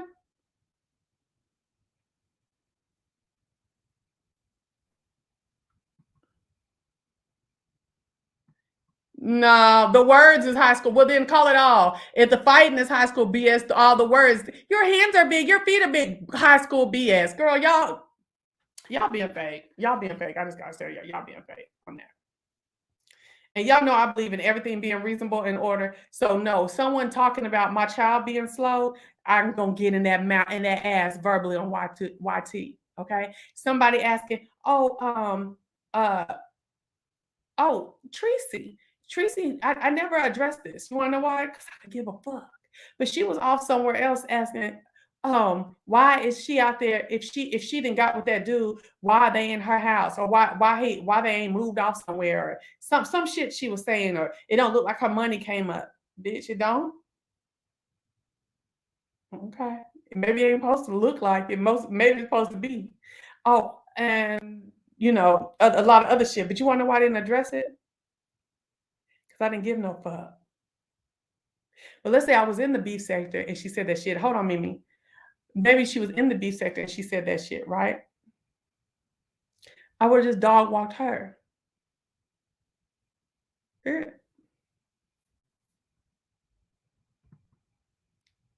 Hey, Mimi, what's going on? Hey y'all, can y'all hear me? Yeah. You ain't gonna come on screen? No, I'm not. Baby, I done got caught in the rain, honey. It's storming here in Mississippi, honey. It is storming. Okay. See, I can't believe I done sat up here and been a part of the baddest beach channel for I don't know how many years, and we done got these folks together, and baby, I done blocked, and I just can't believe you sitting up here defending this. So I want to take it back. I want to say that yes, Mia was wrong. When you come to, okay, first of all, the low budget shoot for the video. Candace is an independent artist. What independent artists you don't know that don't have? If plus the big artists these days are not making videos how they used to. Yeah. They're not lavished in everything. These people, Beyonce filmed a video in a garage in a football stadium. Is that low budget for her? No. But if she's an independent artist, go ahead. If she's an independent artist and she's trying, and like you said, she ain't got no job until she got on here, so she's trying to get her money her own way. And if she don't have the budget to be going to Fast and Furious 6, she gotta make it do what it do. Okay, then secondly, Mia saying, well, this is so low. This is so low budget. This is so ghetto because it's a parking lot. Okay. Don't you got a parking lot at your chiropractor? I'm sure y'all don't have valet at the chiropractor. I'm sure it's just a regular parking lot. And then for you to go up to her mama, so I'm a Southern Belle, and you a Southern Belle too. The first thing she did wrong was ask her mama how old she was. You don't ask no black woman from the South, no black woman, period, how old she is. Then, well, I was raised not to do that because see, everybody slept. But then the second thing, then here we go into well, who's the manager? Oh, you Chris is the manager. Well, is he getting paid? Why do you need to know if he's getting paid? Is that your business? At that point, Mia and Candace did not have any issues. She even defended Mia when Robin, Giselle, who else was it, and Wendy was getting onto her at Candace's house. She stopped them from doing it. So why is you up in her business acquiring about your money? What did Candace say? Candace said what? Don't talk about my mama, my man, and my money. So why is you why is you doing it? Okay, so here we go. Okay. Her mama. See, the thing about it is, y'all Candace folks, y'all don't never want to say what prompted all that shit. Her mama made them comfortable to talk about the shit. Now, And I'm not no Candace fan. You know I'm not no Candace fan. But this right here, I cannot I mean, but I the mother was out there telling shit, and that lady just had conversation with her, asked her questions. I didn't told you that I wouldn't ask those questions. I don't like that she answered questions, but these were just questions that were asked. The real person out of that whole scene at that video shoot that Candace should be mad about should be her mother, and she won't address her. She won't address her, and that's and until she does, she's a little childish bitch to me. Because your mother was the one who brought up all that fuck shit. Your mama the one who went on and on about all the shit she was doing for you at the townhouse.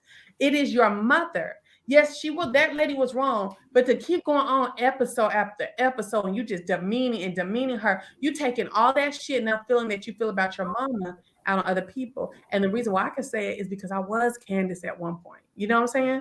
And where I felt like I can't say nothing to mama. I can't with mama and stuff like that. So I just take it and then lash out on other folks. You know what I'm saying? That's I identify with it.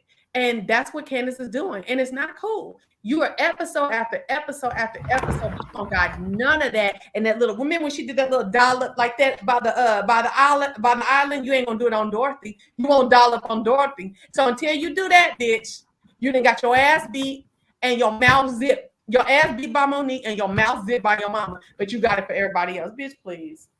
Now I do agree. This episode she did too much because at this point she did right. She came in the house and she didn't have to speak to Mia because this one thing I don't like on the Housewives shows when they get together they do all that fake hugging and kissing and stuff. But I got a problem with you. I'm not finna go. We're not even finna be touching. Then I might want to punch you. So I think she did what she was supposed to do. When I come in the house, I greet the host. I just give you a church finger, and I don't like you at this point. So we ain't gonna be conversing. I do think she did too much, but I also think Mia. Let's talk about Mia. Mia is not that girl. Mia is another Eva Marcel. They get on camera, they do all this talking and stuff, and all the tweeting and all this stuff, and then when they get confronted, they're like, "Oh, I didn't say that. I didn't say that." She actually. Okay, yeah. Okay. Hold on. Yes, I have seen Mia say she didn't say something. She had just said it. Yes, but baby, all the shit that see, you have to use the same logic, Mimi. All the shit that Candace sits up and says about everybody, Twitter, all social media, and then on the show and the reunions and stuff like that. She knows this could get your ass beat, but then she don't want nobody to beat her ass. I don't understand that. And I'm not disagreeing with you. I agree. I said last season, I hate to take it back there because we ain't finna go back that way. But I said last season, her and Monique were at fault. And where Candace is at fault this season with the Mia thing is it shouldn't be Mia getting that smoke. It should be Giselle and Robin because they were up there sniggling and giggling and inquiring things too. But the reason why, like last season, is she wants to still be in the in crowd. She don't want to be iced out. That's why she trumped it off to them saying, "Oh, that's just how that is." No, I'm gonna get at you too. I'm gonna get at Mia and I'm gonna get at y'all too because y'all have known me the longest. Before Mia came, I'm gonna get to this snaggle waggle pussy puss that keep putting her fucking hands in my face and her mouth on me. That's what I'm gonna get to first because all of that aggression for Candace, it had to be squelched. It had to be. And everybody said, "Oh, Candace fights with her words and these folks can't hang." No, bitch, it ain't even about that. Candace sit up and she creates the environment for there to be a problem. Everybody was jovial until Candace brought her ass up in there. She brought her ass still with heat for Mia. For what, bitch? You didn't got mad at her. You didn't approach her at the fucking at Giselle's house. I think somewhere else, maybe, or maybe she just talked about it at that thing for Robin. Why are you still giving her all this heat? The same reason why Giselle so-called still mad at Karen. Well, we know. Listen, Giselle and Karen, that's a whole different thing. I'm asking, why is Candace continuing with all this heat for the Mia girl? She already said, well, it is what it is. And when she told her that shit was low budget, that was after Candace had told this whole story, this crazy ass, the way she said it. You were over there talking to my mother about my areolas, and then do I sleep with Chris on Tuesday, and all that drama and shit that runs my pressure up. It's time for me to beat that ass. I'm sick of it, or at least get in your face real good and cuss you, okay? But my thing is this: the way that Candace brought that shit at that reasonably shady party, that it didn't even call for all that. And so she said, well, I thought it was low budget. And I was kind of like, Mia, why'd you say that? You should have said your mama was out there talking. And out there talking about, she thought your husband wasn't doing nothing for you and that you didn't marry a bum. That's what I would have said. But Mia, I don't think Mia has the reading skills like that. So she said the low budget thing. But really, why was Candace even coming all extra like that? Well, listen, I'm gonna say for my sentiment with that reasonably shady party, I would have came at Mia too, because like I said, I defended you against Wendy, Giselle, and Robin, and we didn't have a problem. I'm still trying to get to know you.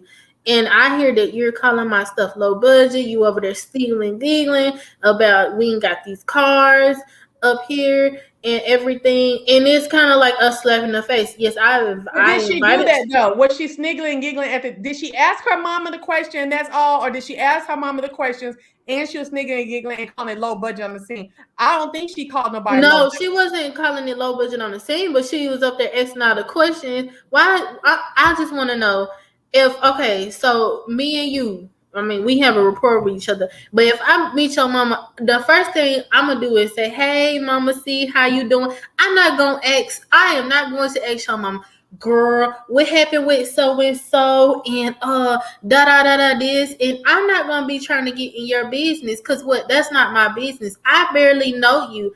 If I'm trying to have a rapport with you, why do I need to get in your business for? And then for her to keep throwing the CEO thing out, I ain't never heard no CEO in my lifetime, not Melinda Gates and not Bill Gates, to come out and say that they were CEOs of it, because everybody knows they're a CEO of something. Why just because you on a video shoot and you gotta throw out that you a CEO? What does that mean that you a CEO of? Well, I done told you why I think she leads with that. But why are we allowing Candace to do the shit she does? I said she did a little too much on this episode, but I just want you to know, since you like Mia so much, that Mia gets I didn't say I like Mia so much. I just do not agree with all this heat that Candace has for Mia. I don't like Mia because she be lying. I don't like lying ass people. You know good and well, 10 minutes ago, you just said there was some broke bitches. You know that. So not you, I'm talking about Mia. I didn't say that. No. But what I'm saying is, yeah, I do think Mia has a fakeness to her, but I think that's because of childhood trauma. But I'm not excusing, I'm just saying that's what it is. But I do think that in this Mia and Candace thing, that Candace is the wrong person. She's just too, I don't like how she's handling it. I think it would have been better for me to acknowledge, yes, I was asking questions. I'm so sorry for doing that. I know we're still trying to get to know each other, and that was wrong of me. She did not do it. I didn't hear her say that at the reasonably shady party, that she apologized for doing that.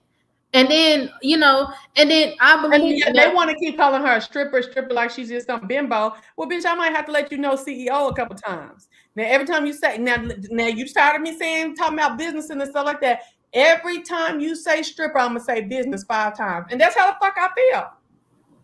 I'm just saying it could have been squashed she would have apologized at the reasonably shady thing, but she didn't. She wanted to, I don't know what she wants to do. Now, I just want to say, from here on forward, I I'm not really interested in the Mia and Candace thing. I think the Candace and Ashley thing is more entertaining to me. That's my personal thing Because they can because hang with each other. That's why. yes, they can hang with each other, and they both come from the pageant world, and they always act like they have to compete with each other.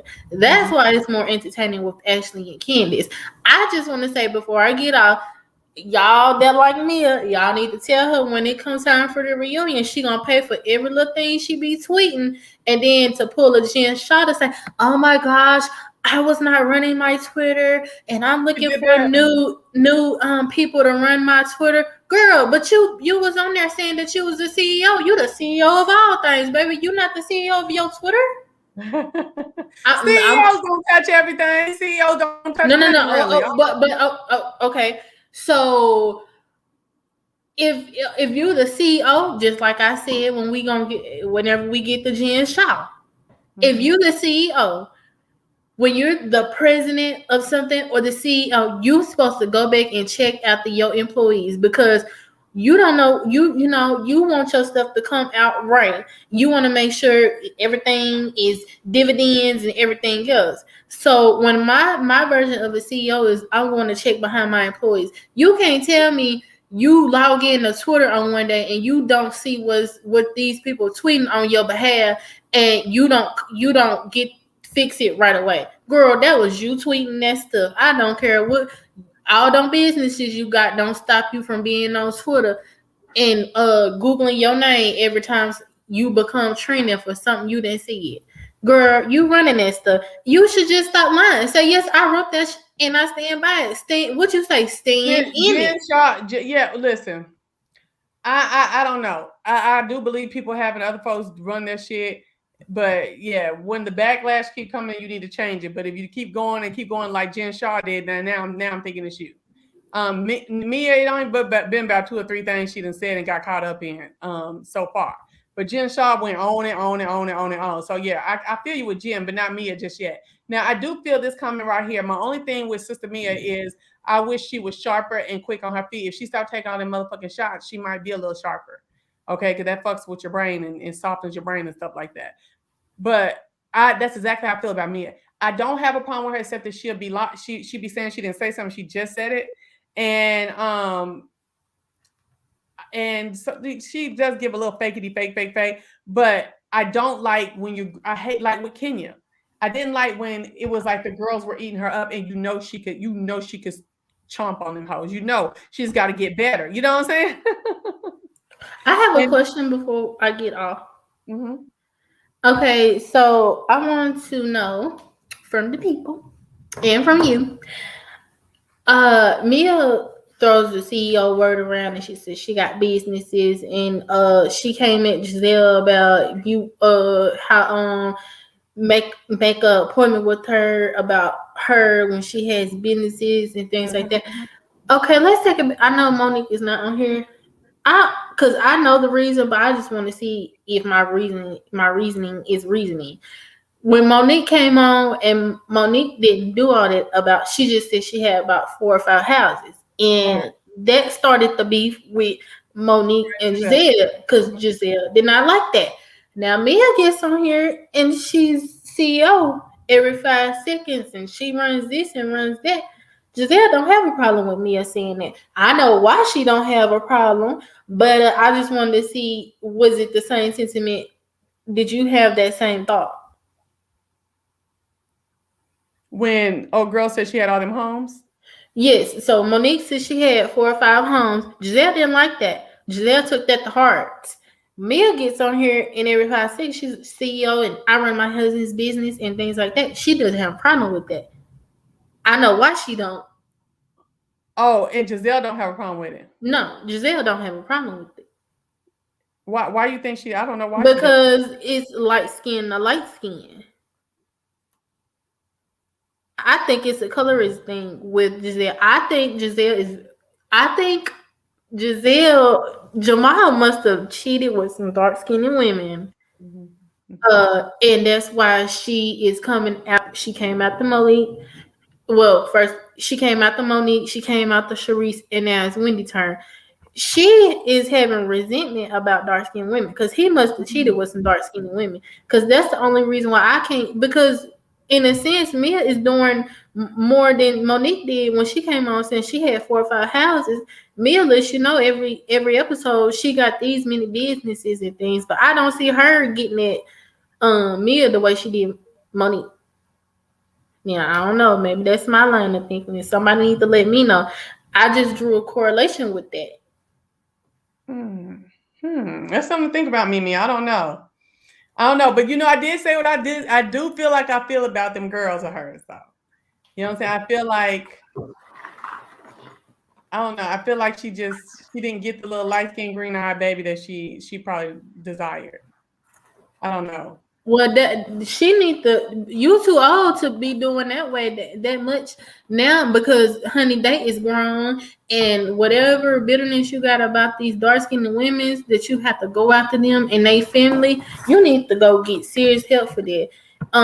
Because if you so claim for to be about your black people, you shouldn't have to come after dark skinned women's families and them to prove that your skin is so much better and this and that. I'm just drawing a correlation. So L'Oreal said, I agree colorism, but I don't think Giselle's doing it because of Jamal. I think that's just Giselle's essence of her. I think she just thinks she's better because, and the house is so ironic how lame her house is, and oh, it doesn't fit with her light skin, green eyes, blonde hair, fake blonde hair personality. And I get my life. Don't you get your life every time you see it? Every time they cut to that house, I'd be like, oh my gosh. Every time I see her on that show she on with Portia and that fireplace in the back, baby, that would have been gone day one. My auntie don't even got no money like that and they got that stone fireplace gone about her house. You know what I'm saying? Like, baby, why is that shit still there? That's what I With a child. Anyway, I'm getting off so somebody else can jump on. It's midterms week for me, but I just wanted to come in because I couldn't believe. Yes. I just couldn't believe, but I'll be down in the bushes, child. And good thing I don't have to block nobody. Everybody, we been having a good time without blocking folks. So okay. And let's not block too many people, child, because I ain't got but a handful of subscribers. You so crazy. All right, girl. Okay. All right. Thank you for coming up, Mimi. Anybody can come out. Just drop the link. I think. Where's it at? Oh, ain't that some shit? Didn't I just drop the link?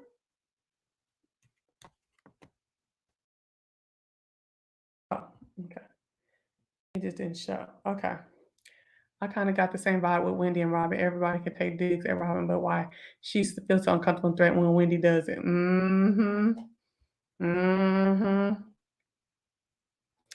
Child, okay, so let me go on. Let me finish this up because we got to go on to the next show. Okay. Again, I want to just draw out. I don't like a scholar because she's snooty, for one, and then she won't correct. She'll jump in and interject, but she won't correct Candace for some reason. And I know she ain't scared of Candace's mouth. Better not be. And when Candace threw out, "You need therapy," to me, I was like, "Really, girl? Oh my gosh, look at the pot calling the kettle black." And somebody said, "Okay, pot," or something. Somebody said that. Oh no, that was on. I was watching somebody's review. What was his name? Kendall on Instagram. And then told the girl that she barely made it in. Girl, what I heard is that you barely made it in too. They was not fitting to play with you about no salary holdout that you were doing. What I heard, what the street said, allegedly. Okay. So what you talking about? Okay. I love how Mia took the pimp shit and owned it. Candace kept her hand in Mia's face, telling Mia to get her hand out her face. I didn't get it. And then, girl, Candace about to be mad at you again when you jumped in. She's like, Karen, I'm not trying to hear that. Don't you even try to get in between this. Because she was mad how Karen didn't stand up just for her in the Monique and Candace fight. I said, man, I think Monique gonna be pissed with Karen again. So the lettuce throwing, I laughed because girl came to try to dollop some little piece of vegetable, and girl took a whole handful, her big ass hands here. I said, go ahead, girl. I ain't even mad at it. Now with Wendy, it makes more sense with Robin because she doesn't feel Wendy should have as much mouth to her light skin as, how dare you are angry. How dare you? You're angry, crazy is what she gives Wendy. Yeah, like something's wrong with Wendy. Yeah, because I don't think nobody really has beef with them except for Monique, right?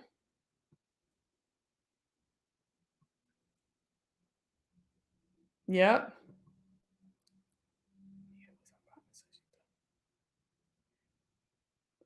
Yep.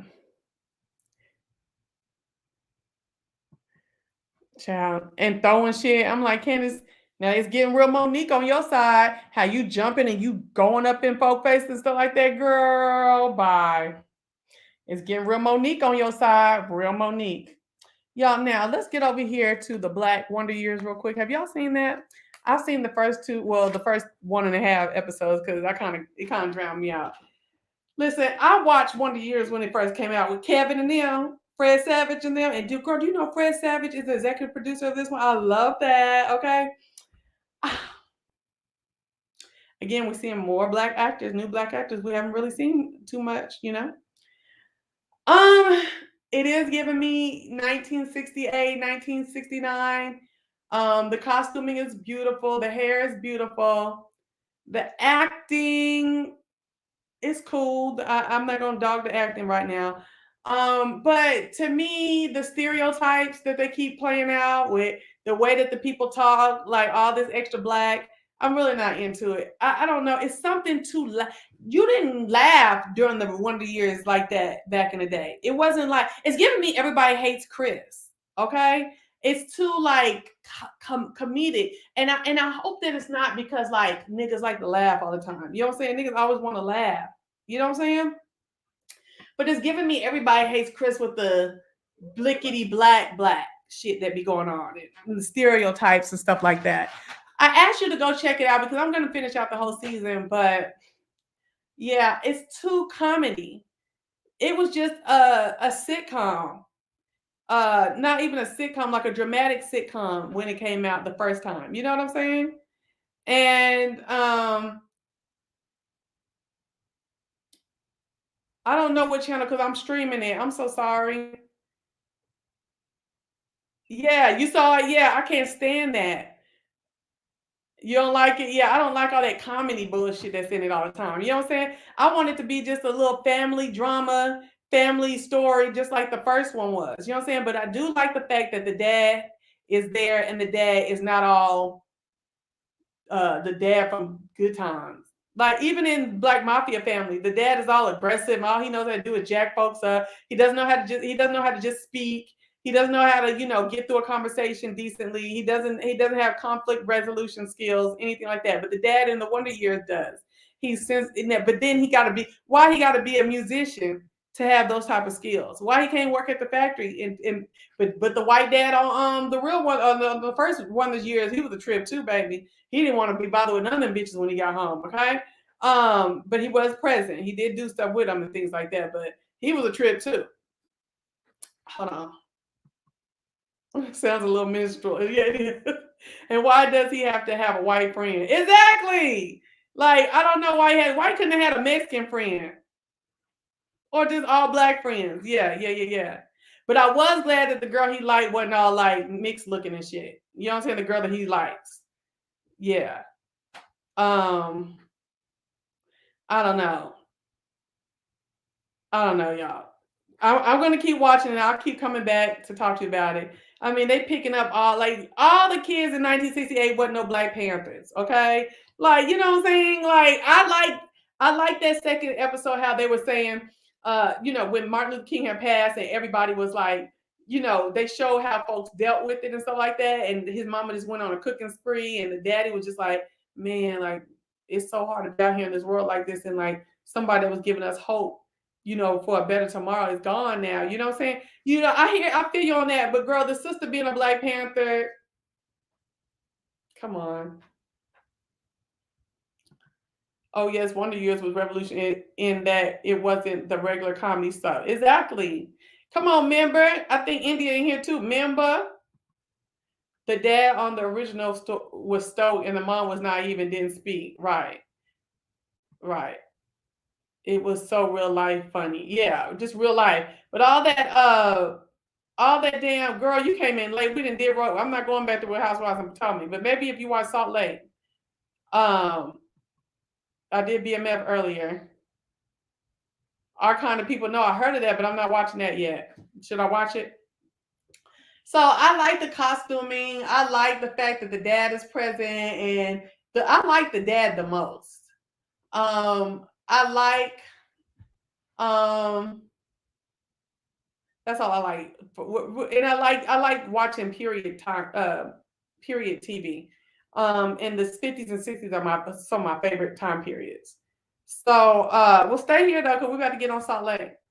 But the Black Wonder Years, I only watched the first episode, half of the second one, but I am going back. I will be talking about it and reviewing it, starting episode 3, and that's what we're gonna do. Okay. So I also saw this movie called Old. It's just called Old, OLD. Okay. Man, this movie is like crazy. Okay, because where the acting was lacking a little bit. I'm sorry, y'all. I've been to acting school. I'm not the best actress myself, but I know good acting. Sorry. It was a cool concept. Have you noticed all of this stuff is going on in the movie sphere that's talking about like different experiments and crazy things that the government or rich people are doing against lesser people? You know what I'm saying? Considered people considered lesser. I've been seeing a lot of that. We're gonna talk about Squid Games too. I need to put that in my. I think I want to do a video on that by itself and see what kind of live chat we get. Cause baby, I just finished Squid Games yesterday. I was like, oh my gosh. And plus I need to get these names right. Sun Ho D, Guillaume, and all that stuff like that. All right, so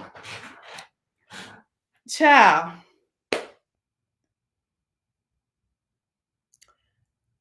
Old is about this family that goes on this vacation in some nice exotic islands and stuff like that. And when they go on vacation, apparently the mom, well, I don't want to tell everything.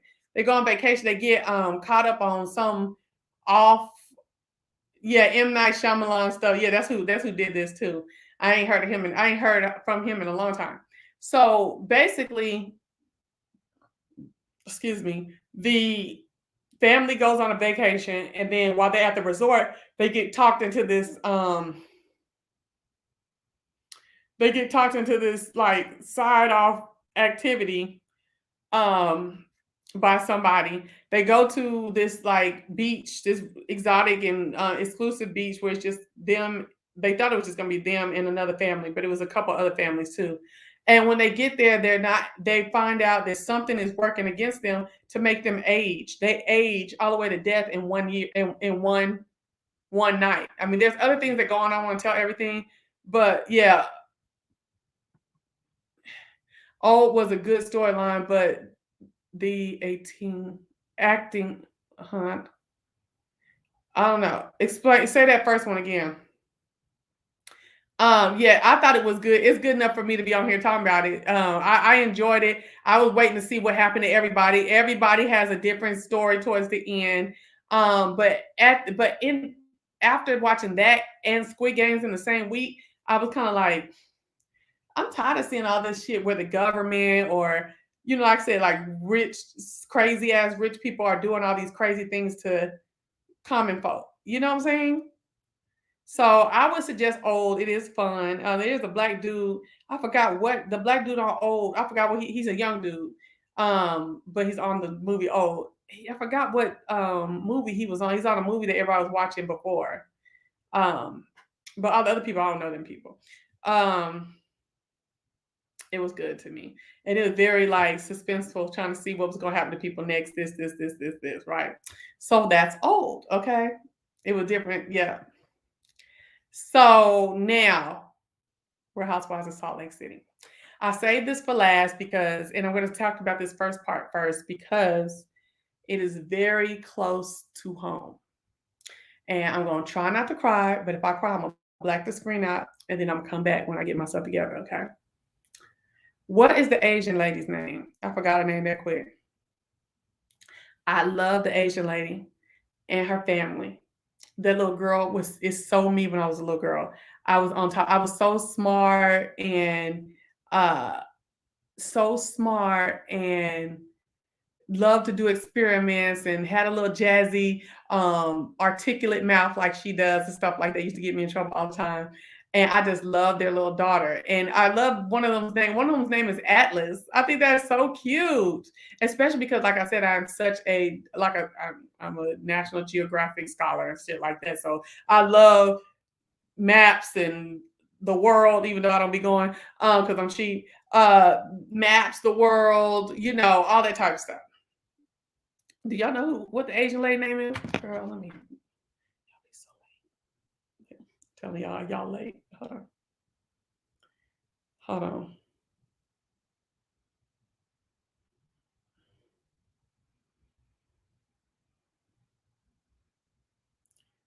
Salt Lake City cast. Jenny, thank you so much. Okay, because I didn't feel like keep going in my search. Okay, Jenny. I love Jenny and her little family. Jenny is a Vietnamese lady who has married a chiropractor. And what did she do? She used to dance or something like that. I forgot what Jenny did. I don't know. But I don't think Jenny is like a business owner or running anything or anything like that. I think she's just married well and is living, Girl, she is so funny when she tells how her family came over in a boat in the late 70s, just trying to get away from some of the atrocities that was going on still in Vietnam and that changing of regimes and stuff like that after the Vietnam War. People were still being killed, and Cambodia was going on, all that stuff like that. So they escaped in a boat, right? Oh yeah, she opened up medical offices at first. And that's how she met her husband. Thank you so much. She opened up medical offices and then sold all of them, copped the money, and then became a stay-at-home mom to take care of her kids. So she's all like, they came up from Korea in a boat and stuff like that. And what tripped me out is she was like, yeah, and I'm 43. Oh no, I'm not. I'm not 43. I'm 45. Whoever says that? No women says that type of stuff. She's like, yeah, and I'm 43. So she's like, I'm 43. I'm 45. Mom and dad lied whenever we got over here to make me younger so I could get into kindergarten or something, or I don't know, for her to get some benefit. So she's really 45 years old. She's got 3 children and she's had several miscarriages, she said. And to the point where the doctor told her before she had that little genius little girl, baby, this is dangerous. You don't need to be having no babies. And she went on and did it. My auntie did that too. And she went on and did it. Well, now she's sitting here 45 years old and her husband is pressuring her to have more children. And then it seemed like he got to have it the natural way.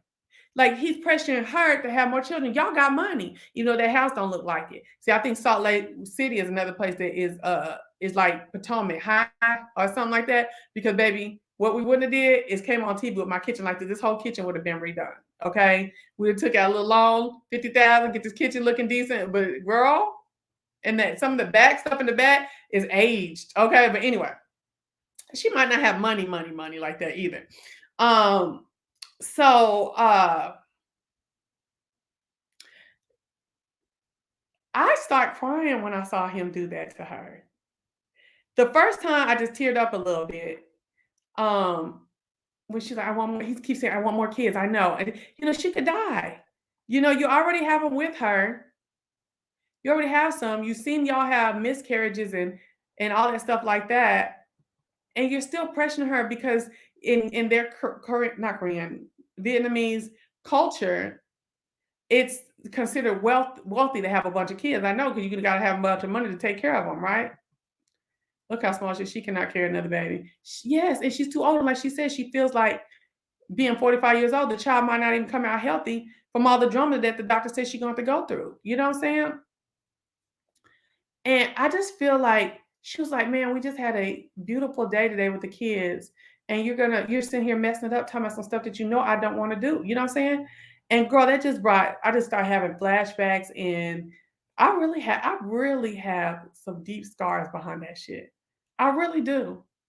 I mean, I was breaking my neck to find anybody who would do anything, knowing that what I really need to do was have a hysterectomy. And I just feel so bad for her. I was surprised she didn't cry. Even though I don't see a lot of Asian women crying though. I don't know why. I don't know if that gotta be strong type of thing is deep in their culture too. I think it is. Um, and I'm like, y'all got money for y'all to go get uh eggs transferred and what's the S word? Surrogates, all that stuff like that. You know what I mean? And he's just like, no, but I want to have kids. And the way he's doing it and stuff like that. And I want you to have them. And it just, oh girl, I got so bitter. Got so bitter and so pissed off. And I just cried and cried and cried. Because I guess I was looking at what I was probably looking like. You know what I'm saying? And even though I didn't have pressure like the pressure was when we have kids, this is how I want to have them. Can you do that? You know what I'm saying? It's just a horrible feeling to be a woman and and for her to be a wife already. And he's watched her go through shit, you know? And for him to be, like she said, he seems heartless. Ooh. It was the fact she had to tell him he was a doctor and he knows the risk, and he was just nonchalant like he didn't care. Doctor or not. Yeah, that even if that having more kids is their culture, the husband was downright selfish. Yeah. Yeah. I just I feel so bad for Jenny, and I hope we don't have to go through this all season, him doing that type of shit, because it's gonna really make me not like him. And I'm trying to like him. I mean, I'm cool with him right now, kind of, but he's gonna make me not like him at all because he ain't even trying to hear none of the other options. And to be a woman and you want to please your husband, she's already a wife. You want to please your husband, and it's something that you want. I don't know. She don't want to have none. I wanted to have a baby because I always wanted to have that mama daddy child. I always wanted to have that. I felt like I missed out on that, and that was something that has always been very important to me, and still is. It's just I'm not. I mean, I'll be 42 next month, okay? And I'm not like actively about to get married anytime soon. I'm not having no baby outside of marriage, you know what I'm saying? And so I damn sure ain't trying to have none at no 44 and 45 and 46, you know what I'm saying? And you never know what happened to that baby in that, or happened to me, or no, no, no, no. So I'm dealing with the fact that that's a foregone desire that I always wanted that I'm not gonna be able to have.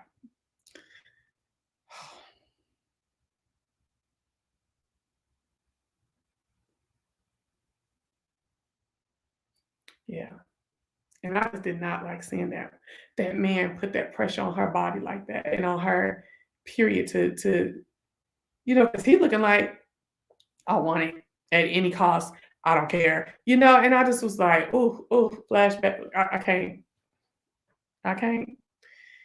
I don't want to hear that shit. If that's what he gonna be doing, I'm gonna have to miss Jenny a lot on this season. Cause that's too much for me. Hey JJ. You right with me, see?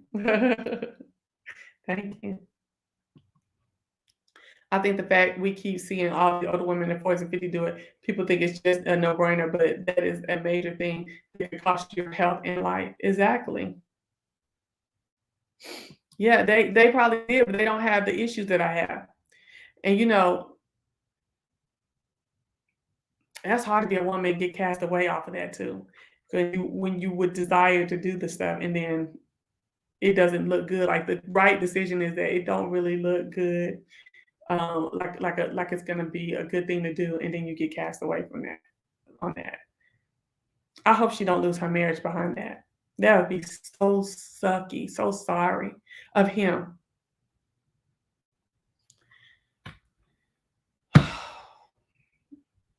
Well, I made it through. I didn't drop a tear, child. That's you talking about some feelings on that shit right there. Okay. If he do her like that, girl, you can't, baby. I want you to have baby. I'm be gone. That ain't right. That ain't right.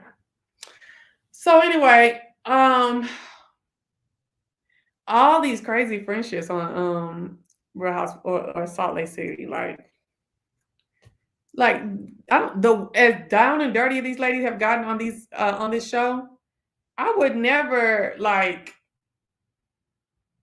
really be friends with anyone that they're trying to make up with now. You know what I'm saying?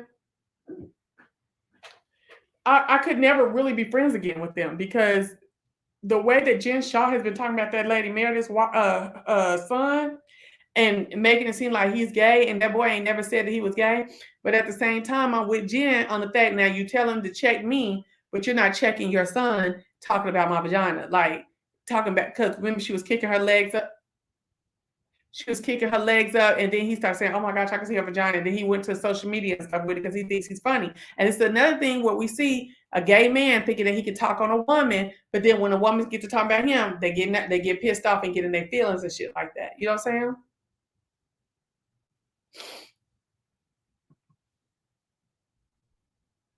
Yeah.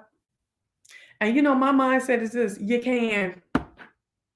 Okay, go ahead on. Shit, you talk about a piece that I done had.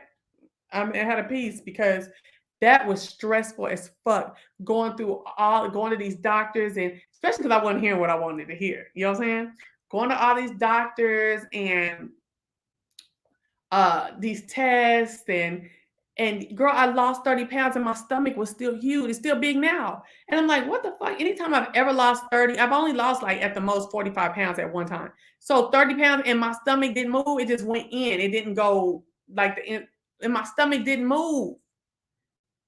It's like something in your body that you ain't put in there. You're just like, what the fuck's going on? It's growing and growing, and you wish it would come out. You know what I'm saying? But you took them out 2 times before, and they came right back. You know what I'm saying? It's a lot. It's a lot. You know what I'm saying? It's something you can't take. At my point, I couldn't take no medicine for it. You know, shit like that. It's like something that I didn't do, and I'm being held to these standards. You know what I'm saying? These whatever, and oh well, it didn't work out. That's all I'm saying. So now, I think that Jen and the boy Brooks is wrong. Okay, and I don't like how Meredith is acting like her son's not wrong. Jen sitting up there at that ice fishing thing talking about. See, what Jen didn't like is when she was getting called homophobic. You could see the wheels rolling around in Jen's head when that she kept saying you were saying homophobic things and being a homophobic person and homophobic tweets. She starts thinking, oh my gosh, my money, my whatever going on. What do I come up? Oh, somebody else is running my stuff. I didn't tweet that. No, bitch, you knew it though. Maybe you didn't tweet it, but at some point you knew it was going down because you know you can get in and out your Twitter. Okay. And you know it was going down, and you heard people tweeting back to your Twitter and stuff like that about the stuff you were saying. So, you know, I thought that was real punkish and whack for her to say that. She should have just said what she kind of eventually said.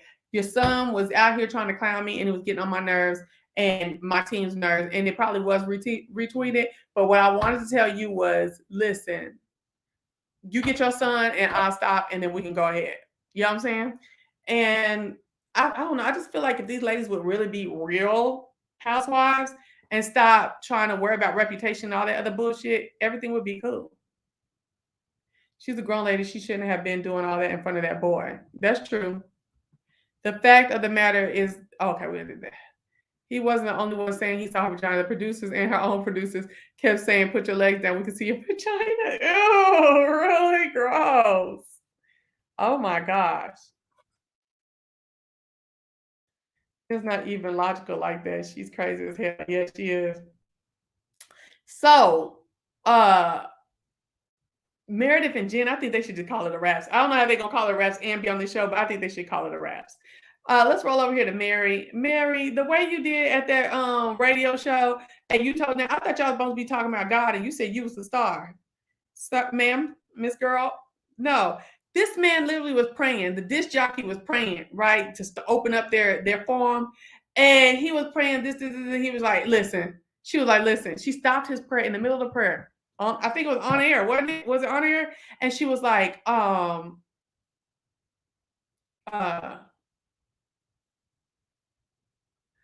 excuse me, go ahead, stop. Okay, the show is about me. I'm the star. Here, let me pray. And then she proceeded to pray. I said, oh, lady, it's a lot of ego. It's a lot of ego in your teaching, ma'am, and your preaching. Girl, you better get somewhere and sit your funky ass down. I couldn't believe she did that.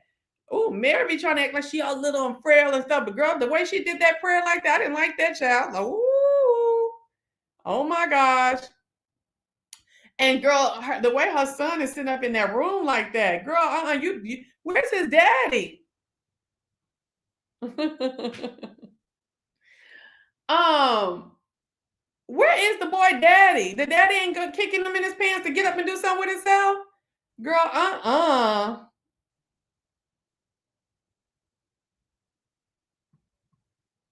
Yeah, she was praying the same way he was. Girl, the daddy ain't even doing that with the boy. And she all like, listen, what you trying to do with yourself? You gonna do something? Like, can you go to the military? Yeah, please go to the military, please. And I'm like, damn, girl, you ain't scared for your boy to go to the military? Black man in the army? Like, golly, I'll send a nigga to the army with quickness. I done sent 2 of them in my lifetime, okay?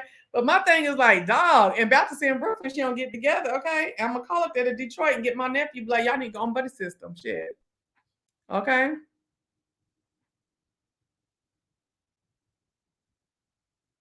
Why was he still in Florida for months? I didn't even know that. I don't even know what the daddy is doing at all. So, honey, why was Mary over there at Meredith's house talking to her and her son and telling me every time that she talks about Jen Shaw, she got a fart. She was like, hold on, wait, be quiet, talking fart. And farted in front of people. Girl, so these folks are crazy, dog. Like, they psycho with it. You know, who does that? So, okay, I'm just running through Salt Lake City because I ain't got a lot to say about them, except that I would not be friends with none of these bitches. Girl, can we roll over here to Christy? What's the one with the blonde hair, the short blonde hair? And Lisa and the new girl. What's the new girl name? The one who just started last episode or episode before? So there's a new girl on here, right? Who rolling up on the scene, and she was friends with Lisa for years, right? But she recently got, whenever she learned of the girl with the blonde hair, I forgot what her name is.